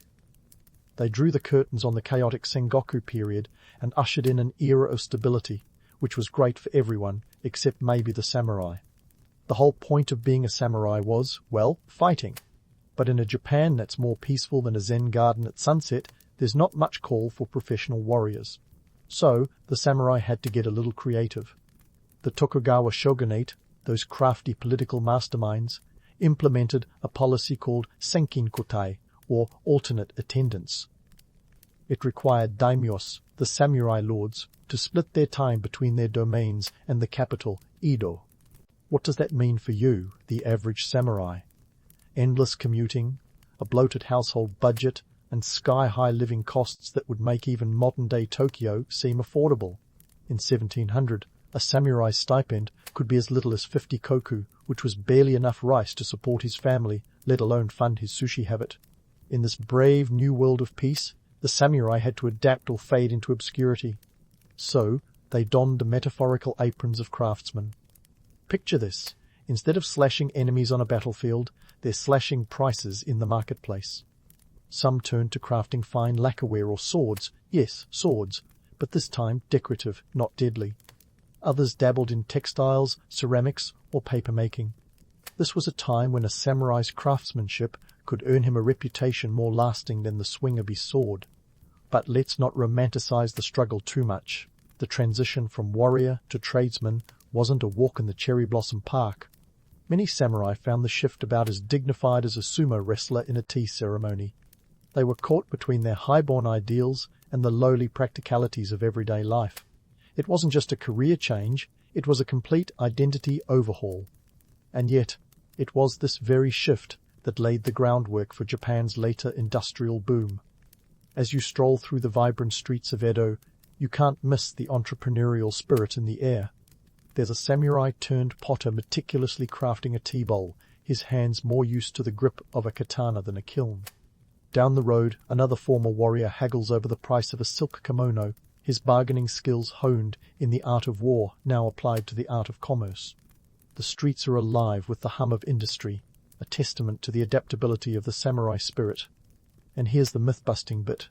The samurai weren't always the stoic, honor-bound figures of legend. Many were as human as you and me, facing economic realities with the same mix of dread and determination. They weren't above turning a profit or tweaking their lofty codes if it meant putting food on the table. The samurai class, with its strict hierarchy and rigid social codes, had to bend or break under the pressures of economic necessity. The Tokugawa policies, while maintaining order, inadvertently nudged these warriors toward the craft of compromise. As the sun climbs higher, casting long shadows on the ancient city, you realize that the samurai's journey from battlefield to workshop wasn't one of defeat, but of transformation. It was a testament to resilience and reinvention. So, next time you hear the word samurai, don't just picture a lone warrior against the backdrop of Mount Fuji. Picture instead a craftsman, sleeves rolled up, forging a future as intricate and enduring as the finest piece of Japanese lacquerware. It's a tale of survival, not with swords, but with skill and savvy. And that's a story worth telling, one that echoes through the ages like the clang of a hammer on an anvil, reshaping history one stroke at a time. So, as the clang of the hammer on the anvil fades, let's jump headfirst into the nitty-gritty of a typical day in the life of a samurai craftsman. Forget the flowing robes and dramatic sword poses for a second. Picture this. Our samurai wakes up not to the call of duty on the battlefield, but to the rooster's crow in a bustling Edo neighborhood. The first order of business? A quick breakfast of rice, maybe some pickled vegetables if he's lucky. It's a humble start for someone supposedly knee-deep in honor and glory, but hey, you've got to fuel up for a day of artistry. Now, let's talk shop. Sword-making wasn't just a skill for these guys, it was an economic lifeline. In an era where you couldn't swipe right for a quick sale, the samurai had to rely on their hands and a whole lot of sweat to turn a profit. A well-crafted katana could fetch quite a sum, ranging from 2 to 3 ryo, which in today's terms might be equivalent to a few $1,000s. Not exactly chump change, but when you're supporting a family and paying for all those costly commutes to Edo, it's not going to stretch very far. Remember, the samurai class wasn't drowning in riches. They were more likely to be treading financial water. And here's a fun fact. Those killer calligraphy skills, often associated with samurai, not just a party trick. Calligraphy was a ticket to social mobility and sometimes even a sneaky way to earn a few extra coins. A beautifully penned scroll could enhance a samurai's reputation or serve as a luxurious gift, cementing alliances or gaining favor. It's like LinkedIn endorsements but with ink and brushes instead of awkward networking events. But let's not gloss over the less glamorous aspects. Mastering these skills required not just talent but relentless practice. We're talking hours spent hunched over, perfecting the curve of a kanji or the balance of a blade. The cost of materials wasn't negligible either. High-quality Japanese steel and ink weren't exactly growing on trees. A decent chunk of a samurai's income went right back into his craft supplies. Talk about a vicious circle, earning money to spend money just to earn a little more money. The plight of the creative mind, eternal and unchanging. Now, while the romantic image of a lone craftsman working by candlelight is compelling, the reality was often more collaborative. Many samurai artisans worked alongside other craftsmen in bustling workshops. It was a communal effort, where skills were honed and techniques shared. And while this might sound idyllic, it was also a battleground of egos and ambitions. After all, being the best meant survival, financial and otherwise. Interestingly, these samurai craftsmen were also part of a larger economic ecosystem. Their works weren't just sold locally, but often traded across regions, even making their way to distant shores. This isn't the isolated feudal Japan you might picture. No, these were savvy businessmen navigating a complex web of trade routes. Edo was a hub of commerce, and the samurai were right there in the thick of it, elbow to elbow with merchants and traders. The notion of a stagnant, insular Japan doesn't quite hold water when you're looking at the intricacies of this economic dance. Let's not forget the government's role in all this. The Tokugawa shogunate, ever fond of their rules and regulations, had a hand in shaping the craftsman landscape too. They implemented strict class divisions, but they also recognized the value in a thriving artisanal industry. Craftsmanship was encouraged, even celebrated, as long as it fit within the rigid social hierarchy. It's a bit like being on a reality show. You can shine, but only within the confines of the producer's vision. And what about the samurai's family? They weren't sitting idly by while their warrior-turned-craftsman honed his skills. Wives and children often pitched in, whether by helping with tasks or managing the household finances. This was a family affair, and everyone had a role in maintaining the delicate balance between survival and artistry. It was a constant juggling act, with economic pressures never far from their minds. As the day winds down and the streets of Edo begin to quiet, our samurai craftsman reflects on his work. Perhaps he's managed to sell a sword or a scroll, or maybe today was just another day of preparation and practice. Either way, he knows the importance of perseverance. In a world where peace brings its own kind of battle, the samurai's true skill lies in adaptation. It's not just about wielding a sword or a brush, it's about wielding the circumstances of life itself. So, while the legend of the samurai might be steeped in honor and martial prowess, the reality was often a gritty, unglamorous struggle to make ends meet. Yet, in that struggle, there was a kind of beauty, one that echoes through history, reminding us of the resilience of the human spirit. As we leave Edo for now, remember that these samurai were not relics of a bygone age, but pioneers of a new one, carving out a place for themselves in a rapidly changing world. And that, dear listener, is the real story worth telling. As the lanterns flicker to life in the streets of Edo, let's dive deeper into the intricate tapestry of samurai society. Sure, we've established that these warriors had to swap their swords for plows and pottery wheels, but what about the social gymnastics involved in this transition? We're talking about a class system as layered as an Edo period kimono, with politics of respectability that could make a Game of Thrones plot look like a children's bedtime story. First, let's set the scene. The samurai class was at the top of the social hierarchy, which sounds great until you realize that this was more about duty and appearance than actual wealth. Think of it as being invited to an exclusive party, but finding out it's BYOB, bring your own budget. These guys were expected to uphold certain standards, from how they dressed to how they spoke, and yes, even how they crafted. A samurai's reputation was a finely balanced tea ceremony of honor, skill, and social standing. Now, in a society where appearances were everything, the samurai craftsman had to navigate a minefield of expectations. Craftsmanship was a respectable pursuit, but let's not kid ourselves. It was still a step down from the glory days of battlefield heroics. Yet, they managed to carve a niche for themselves, quite literally. Take the swordsmiths, for example. These artisans were not just crafting weapons, they were creating status symbols. A samurai's sword was as much a part of his identity as his family crest. A beautifully crafted katana was like a designer suit, a mark of distinction that spoke volumes about its owner's taste and connections. Of course, this wasn't just about individual prestige. The samurai were part of a larger community, and their craft served as a bridge between classes. Samurai craftsmen dealt with everyone from merchants to courtiers, navigating a social labyrinth where one misstep could spell disaster. It's like being at a Victorian tea party with a tray of delicate china. One wrong move, and you'd be picking up the pieces for weeks. But let's not overlook the politics of respectability. The Tokugawa shogunate, those masters of social engineering, had a vested interest in keeping the samurai at the top of the pecking order, even if it was more symbolic than substantive.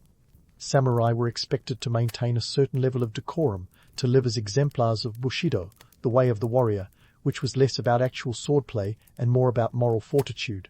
It was a tall order when your day job involved haggling over the price of pottery rather than parrying enemy attacks. This brings us to the cultural pressures. Oh, the joys of keeping up appearances. The samurai had to maintain a veneer of superiority, even while their financial reality was as precarious as a house of cards in a windstorm. They were expected to attend festivals, participate in ceremonies, and support their local temples and shrines. All of this cost money that wasn't exactly flowing in from their new occupations. So, what did they do? Well, they borrowed, bartered, and sometimes even begged. The samurai craftsman's life was one of constant economic juggling, a delicate dance that required nimbleness and, dare I say, a little bit of ninja-like stealth. And speaking of economic stratification, let's talk numbers. While a skilled craftsman could earn a decent living, the profits were often unevenly distributed. A master swordsmith might command a handsome fee for his work, but his apprentices and assistants weren't so lucky.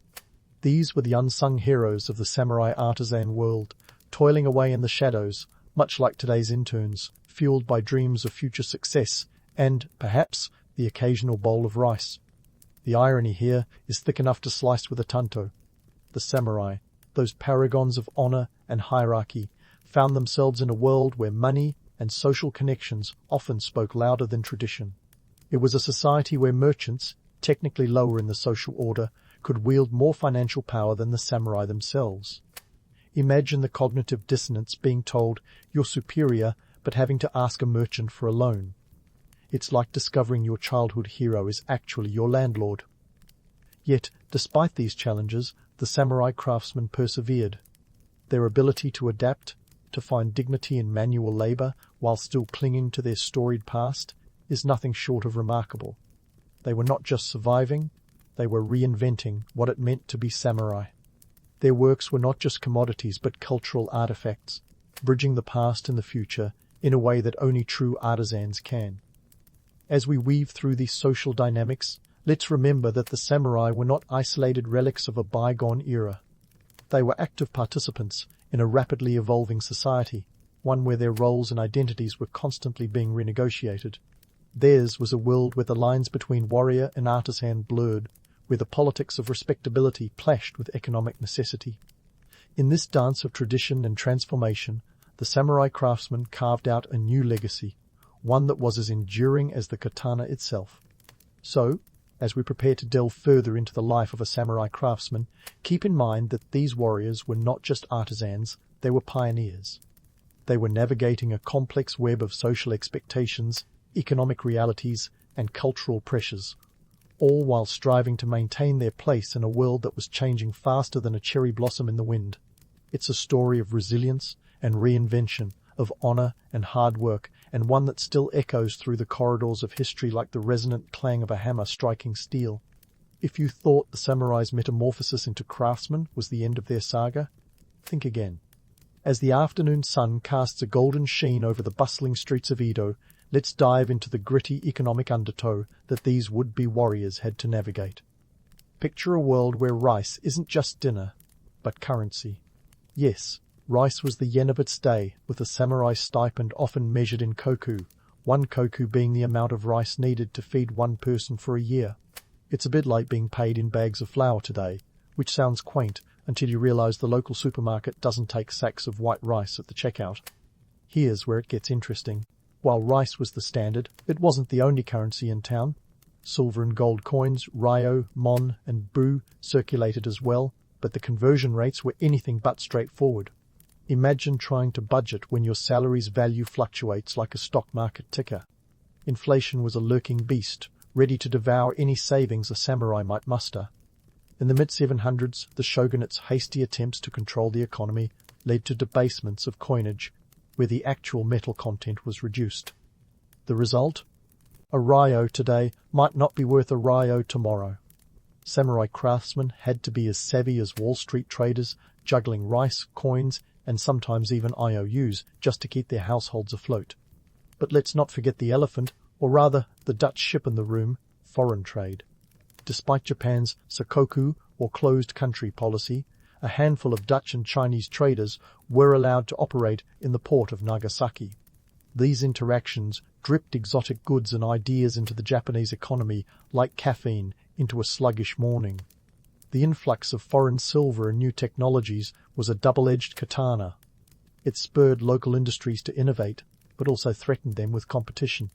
Samurai craftsmen, already tightrope walking between tradition and necessity, now had to contend with the allure and threat of foreign imports.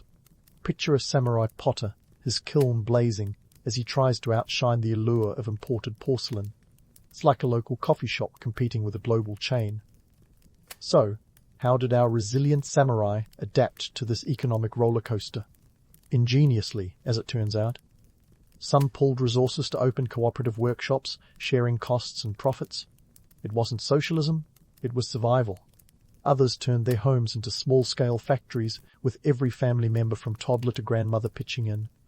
Talk about family bonding. Nothing like a shared economic struggle to bring everyone closer, right? In an even savvier move, some samurai diversified their portfolios. They didn't have stock options, but they could invest in multiple crafts. A samurai might produce lacquerware by day and dabble in calligraphy or textile design by night. It was side hustle city, Edo style. This diversification buffered them against economic squalls that could capsize a one-craft household. They were like the Renaissance men of Japan, minus the European flair and with a lot more rice. Now, let's talk logistics. Getting goods from the workshop to market wasn't as simple as hopping in a cart and cruising down the highway. Japan's geography, all mountains and rivers, made trade routes a network of winding roads, perilous mountain passes, and bustling waterways. The Tokaido Road, for instance, was a vital artery connecting Edo to Kyoto. It wasn't just a highway, it was a cultural conduit, transporting not just goods, but ideas and styles. Those who managed to navigate these routes successfully could open new markets for their crafts, expanding their reach beyond local borders, like a medieval Amazon Prime, sans the drones, of course. Yet, these trade routes weren't all smooth sailing. They were dotted with checkpoints and tolls, each one a potential drain on a samurai's limited resources. The shogunate's regulations were as complex as they were numerous, ensuring that even the most industrious samurai had to allocate a portion of their profits to grease the wheels of bureaucracy. Think of it as the ancient version of handling processing fees, a necessary evil that kept their goods moving and their households fed. As we traverse this intricate web of trade and economy, it's clear that the samurai weren't just warriors or craftsmen, they were economic jugglers, balancing the demands of tradition with the harsh realities of an evolving marketplace. They were caught in a perpetual dance with inflation, market pressures, and the ever-looming shadow of foreign influence. Yet, in their struggle, they forged a path that was uniquely their own, one that was as much about preserving their heritage as it was about embracing change.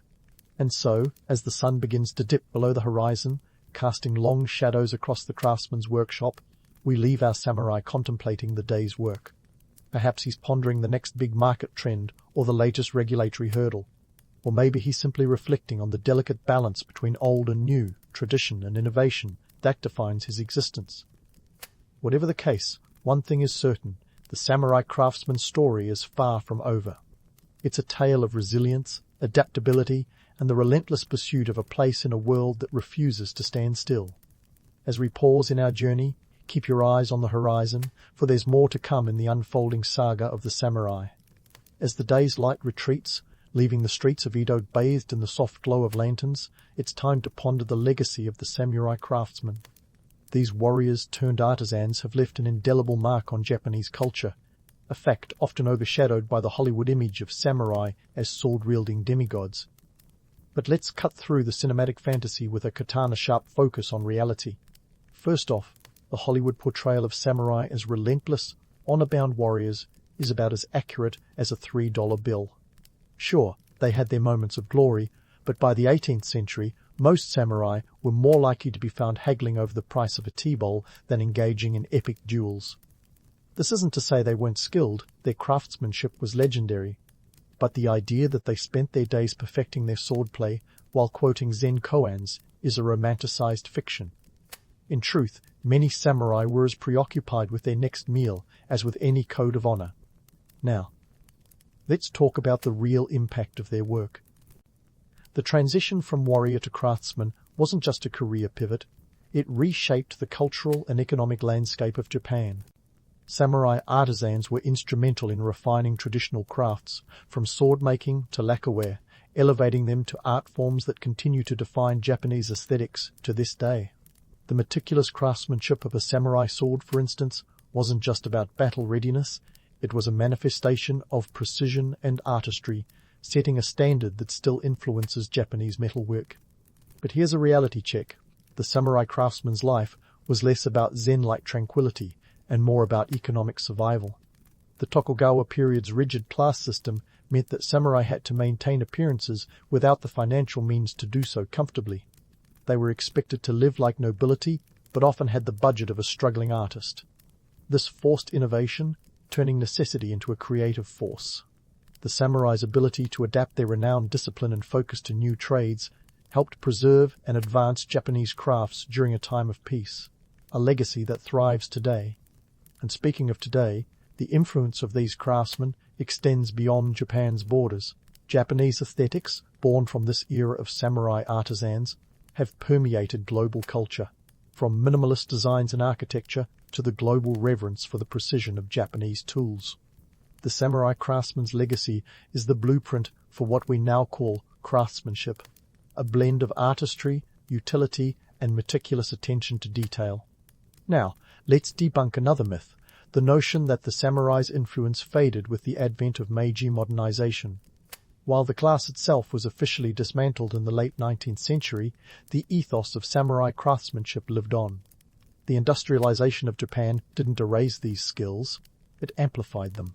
Samurai descendants and other craftsmen adapted to new industries, bringing their precision and dedication to fields like manufacturing and technology. Ever heard of Toyota? Its founder was the son of a carpenter, a trade deeply intertwined with the samurai's legacy of craftsmanship. As we wind down our journey through the streets of Edo, it's worth reflecting on the samurai's enduring influence on contemporary Japanese society. The samurai spirit, a blend of resilience, adaptability, and commitment to excellence, continues to shape Japan's work ethic. It's visible in everything from the exacting standards of sushi chefs to the precision engineering of electronics. This cultural DNA, passed down from samurai craftsmen, is a testament to their lasting impact. So, when you next encounter the samurai in film or literature, remember that beneath the armor and swords lies a legacy of craftsmanship and cultural evolution. These were not just warriors of the battlefield, but warriors of art and innovation, whose influence reverberates through time. They remind us that history is not just about grand battles, but also about the quieter, enduring pursuits that shape our world.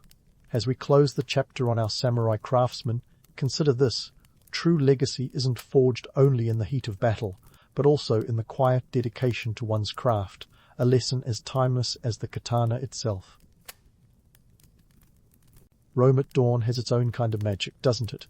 The city is waking up, and you can feel the anticipation crackling in the crisp morning air. It's Gladiator's Day, and everyone is buzzing with excitement. You, my friend, are smack in the middle of 2nd century Rome, where spectacle is as essential as bread and cheese. Today, the Colosseum is the place to be, drawing crowds like moths to a flame. But before we dive into the blood and sand, let's rewind and see how this whole shebang gets off the ground. First off, staging these games is a colossal operation. We're talking about an event that can put a modern Super Bowl to shame, both in scale and cost. Hosting a gladiatorial contest isn't just about throwing a bunch of fighters into an arena. Nope, it's a full-on production. The money it takes to put on these games could make a Roman senator's eyes water. Imagine shelling out enough to bankroll a small army. We're talking tens of millions of sestertii, the kind of cash that could feed thousands, or, more likely, line a few pockets. And who foots the bill? Well, that'd be the editor, the guy responsible for this grand affair. Often, it's an ambitious politician looking to curry favor with the public. Think of it as ancient Rome's version of a political campaign, where votes are won with swordplay and spectacle. Now, here's where it gets interesting. It's not just the politicians playing high stakes. Gladiators themselves have a serious gamble going on. Sure, the romantic image is all about glory and fame, but for most, it's more like a desperate game of survival. These fighters are often slaves, criminals, or prisoners of war, forced into combat. Yet, there's a twisted silver lining. Success in the arena can mean freedom, or at least a kind of celebrity status. A winning gladiator might earn a hefty purse. Quite a payday when your life expectancy is measured in skirmishes, not years. As the sun creeps up the sky, the city starts to hum with activity. Vendors set up stalls, hawking everything from fresh figs to garum, that beloved fish sauce. The smell alone could wake the dead. Crowds begin to pour into the streets, a river of tunics and togas flowing toward the Colosseum. This architectural marvel, also known as the Flavian Amphitheatre, is a beast in its own right. Completed in 80 AD, it can seat upwards of 50,000 spectators. That's about the population of a small city crammed into one colossal stone bowl. The logistics are mind-boggling. Imagine trying to organize seating for that many people without the help of a megaphone or a digital ticket. Yet somehow the Romans manage it. Seating is a strictly hierarchical affair reflecting Rome's rigid social structure. Senators get the best spots, right up front where they can smell the sweat and blood. Behind them, the equestrians, or the knightly class, get their due. It's a bit like today's VIP sections, just without the velvet ropes. The plebeians, or common folks, are packed in the upper tiers. Women, unless they're vestal virgins, are shoved to the back or sidelines. It's a microcosm of Roman society. Status decides your view, literally and figuratively. The Colosseum itself stands as a testament to Roman engineering.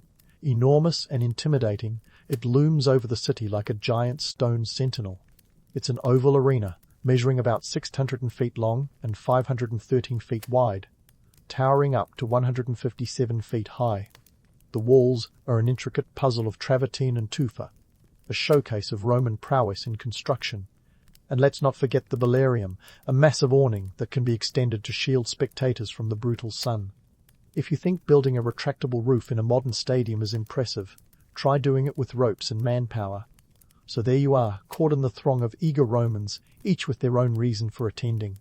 Some are here for the thrill, others for the politics, and a few perhaps just to escape the monotony of daily life. It's a complex tapestry of motives, as varied as the city itself. As you inch closer to the entrance, you can almost hear the whisper of history beneath your feet. Rome is alive today, and you're part of its pulse. As you push your way into the Colosseum, the midday sun is just starting to assert itself, casting dramatic shadows across the ancient stone. The crowd is electric, buzzing with anticipation, like a hive of bees stirred up by a wayward foot. This is it, the main event. The games are about to begin, and you're right in the thick of it, ready to witness history unfold in all its brutal glory. But before you get swept away by the spectacle, let's take a minute to dissect the myth of the gladiator. Hollywood would have you believe these fighters were the rock stars of their time, living for glory and dying in epic fashion, swords glinting in the sun. The truth, as always, is a bit more complicated and a lot less glamorous. For most gladiators, life was more about surviving another day than basking in fame. Imagine waking up every morning knowing your life expectancy is shorter than a Roman toga. Not exactly the stuff of legends, eh?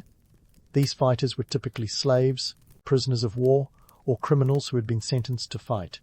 Sure, some free men volunteered to become gladiators, drawn by the promise of fame and fortune. But let's not kid ourselves. Volunteering to risk your life for entertainment was less about bravado and more about desperation or debts. The average gladiator's life was a grueling cycle of training, fighting, and hoping to see another day. They trained in ludus, gladiator schools that were part gym, part barracks, and part prison. Think of a modern-day boot camp, but with a much steeper learning curve. Now, let's talk about the different types of fighters. Gladiators weren't just a one-size-fits-all affair. They came in various flavors, each with their own unique fighting style, armor, and weaponry. You had your murmillo, heavily armed with a gladius and a large rectangular shield. Then there was the retiarius, armed with a net and a trident, a sort of ancient version of don't bring a knife to a net fight. And let's not forget the Thrax, with his distinct curved sword and small shield. Reminiscent of the warriors from Thrace, each type brought its own strategy to the arena, turning the games into a bloody chess match where the stakes were life and death. The training was intense and not for the faint-hearted.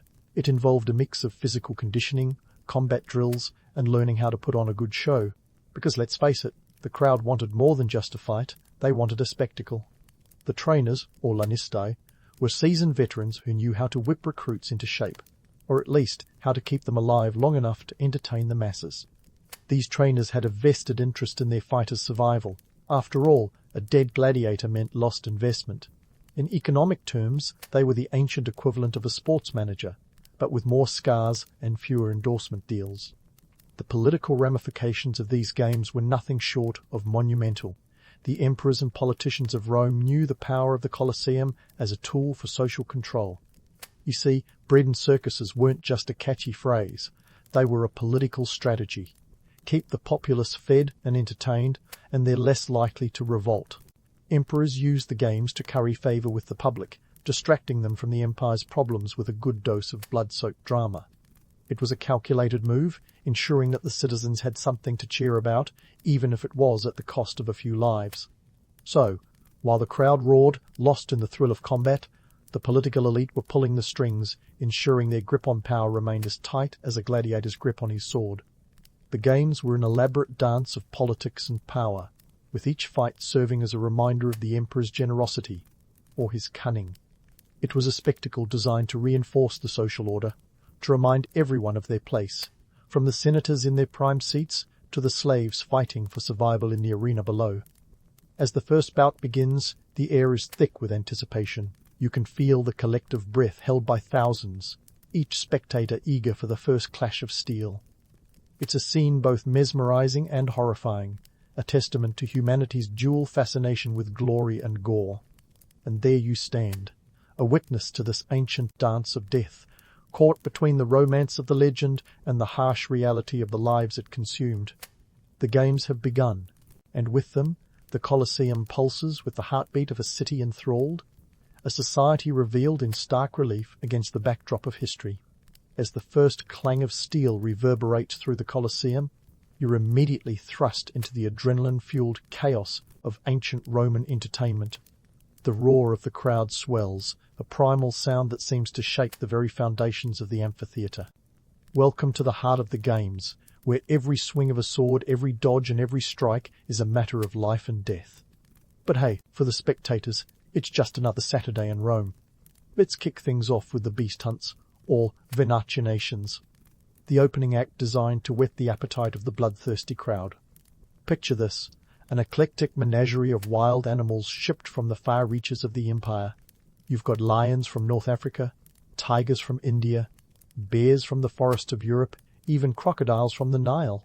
These creatures didn't just wander into Rome of their own volition. It took a logistics operation that would make Amazon blush. Capturing, transporting, and maintaining such a collection was a financial and organizational feat, with costs running into thousands of sestertii.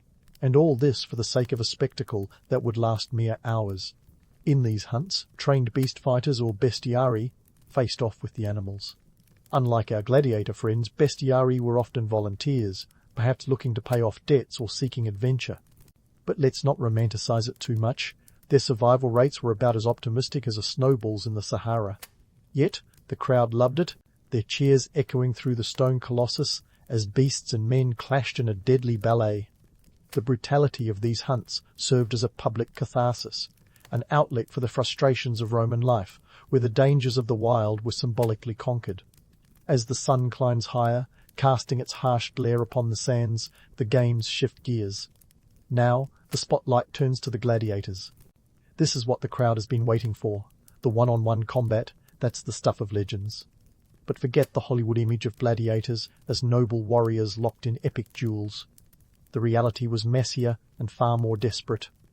Rules existed, sure, but they were as flexible as a politician's promises. Most gladiatorial matches were overseen by a referee, the summa rudis, who wielded a stick not to beat the fighters, but to ensure fair play, at least in theory. In practice, fairness was as rare as a vegan at a Roman feast. The variety of gladiators added a strategic layer to the matches. Imagine a murmillo, with his heavy armour and broad shield, squaring off against a nimble Thrax, whose lighter gear made him quicker but more vulnerable. The crowd, a mix of plebeians and patricians, watched with bated breath, each faction rooting for their favoured type, much like modern sports fans.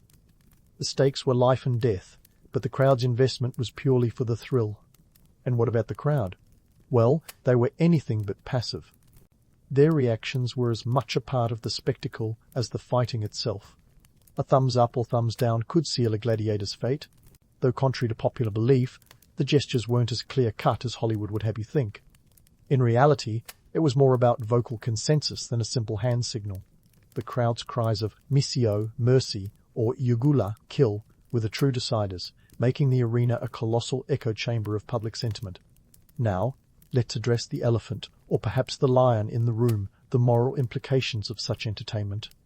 To us, the idea of cheering on a fight to the death might seem barbaric, but in Rome it was part of the social fabric. The games were a reflection of Roman values, strength, bravery, and the glory of victory. Yet, beneath the surface, they mirrored the darker side of human nature, a fascination with violence, a need for control over chaos, and a societal pressure valve.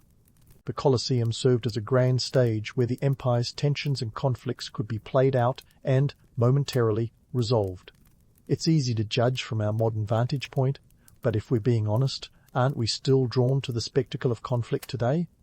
Whether it's in the form of a boxing match or a blockbuster movie, the thrill of the fight continues to captivate us.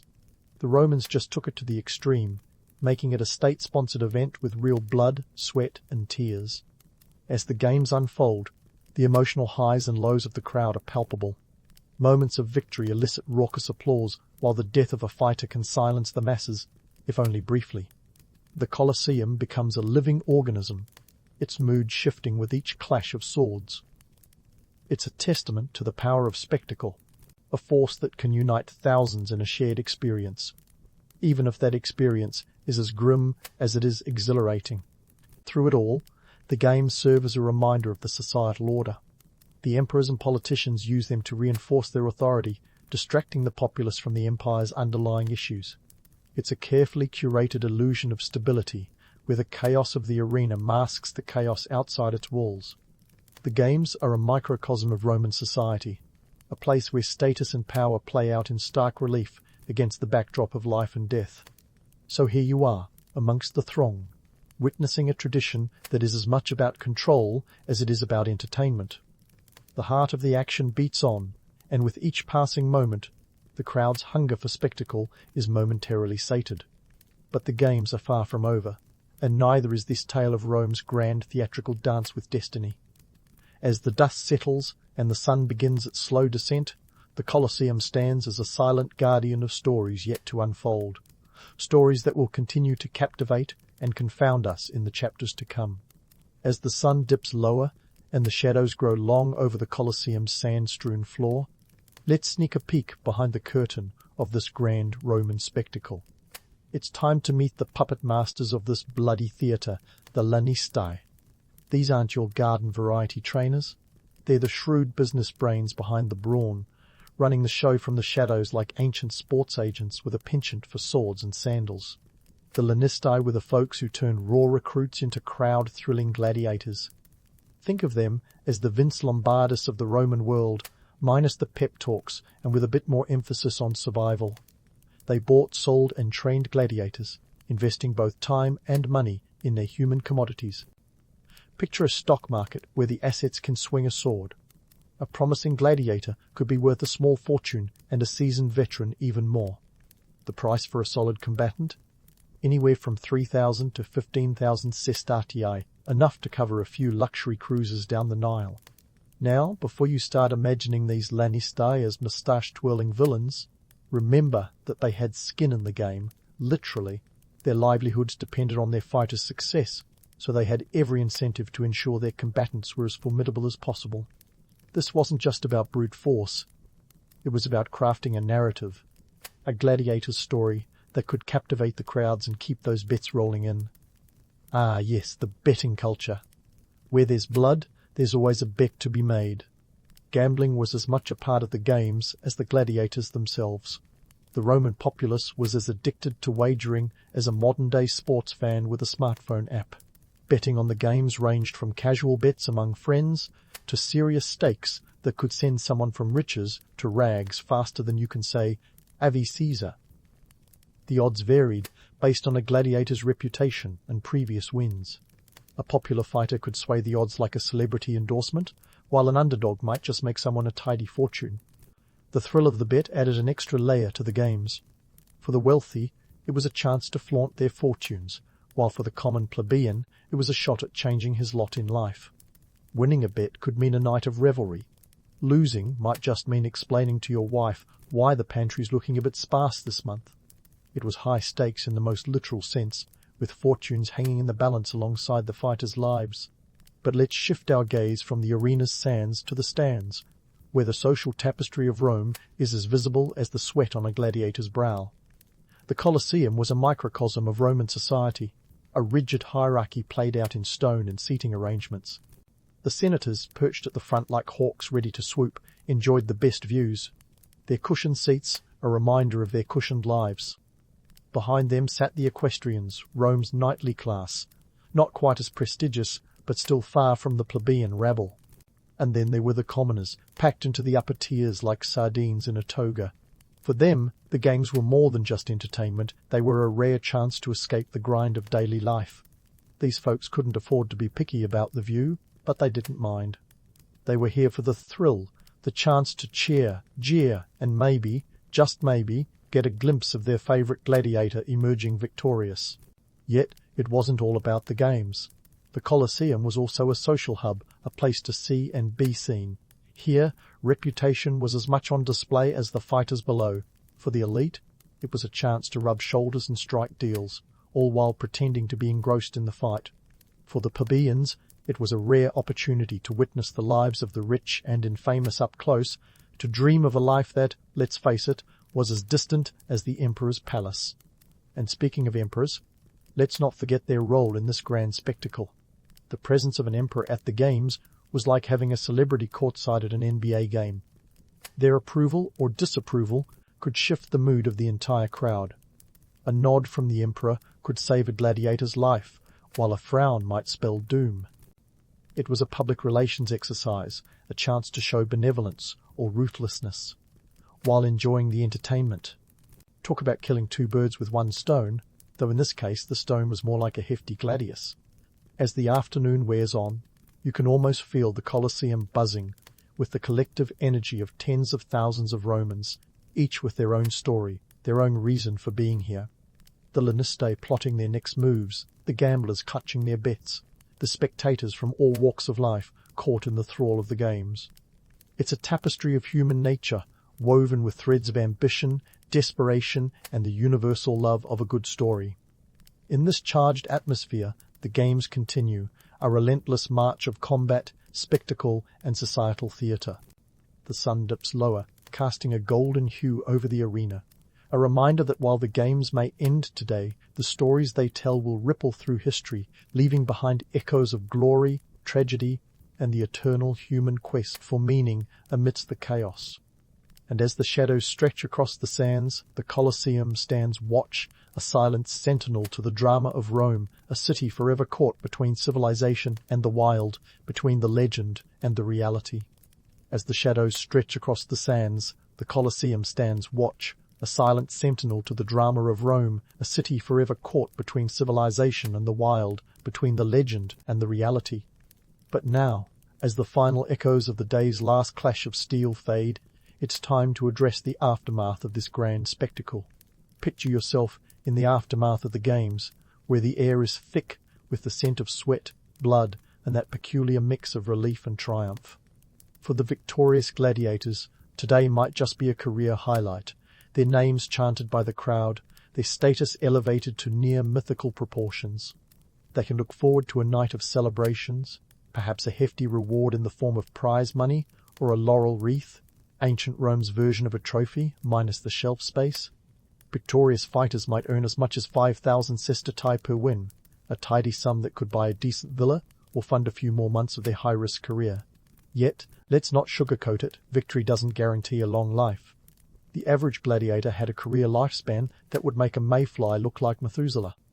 Their survival depended on both skill and the whims of the crowd, not to mention the political mood of the emperor.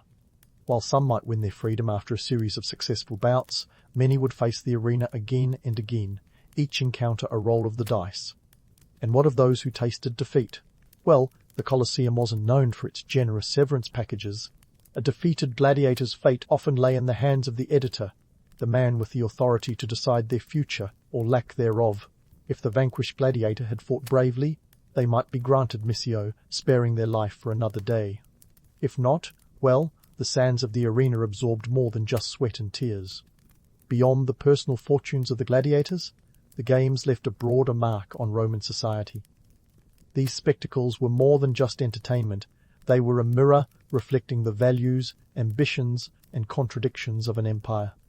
On the one hand, the games celebrated Roman virtues, courage, strength, and martial prowess.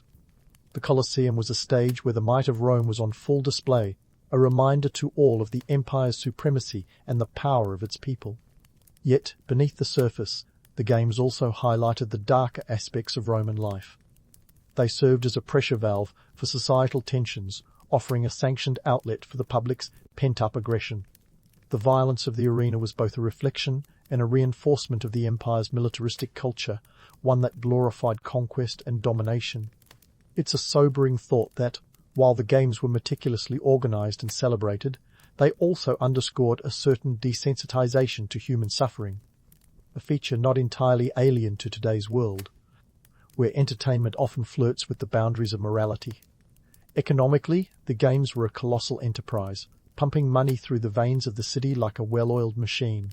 From the lanistae profiting off their fighters, to vendors selling snacks and souvenirs, to the craftsmen who maintained the Colosseum itself, the games created a ripple effect that touched every layer of society. The cost of hosting these spectacles was immense, but so too were the political and social dividends. For the emperors and politicians footing the bill, the games were an investment in public approval, a way to curry favour and distract from the empire's more pressing issues, like barbarian invasions or economic instability. And speaking of political machinations, the games were a masterclass in statecraft. Emperors understood the power of spectacle as a tool for control. By giving the people what they craved, a heady mix of violence, drama, and pageantry, they maintained a fragile peace.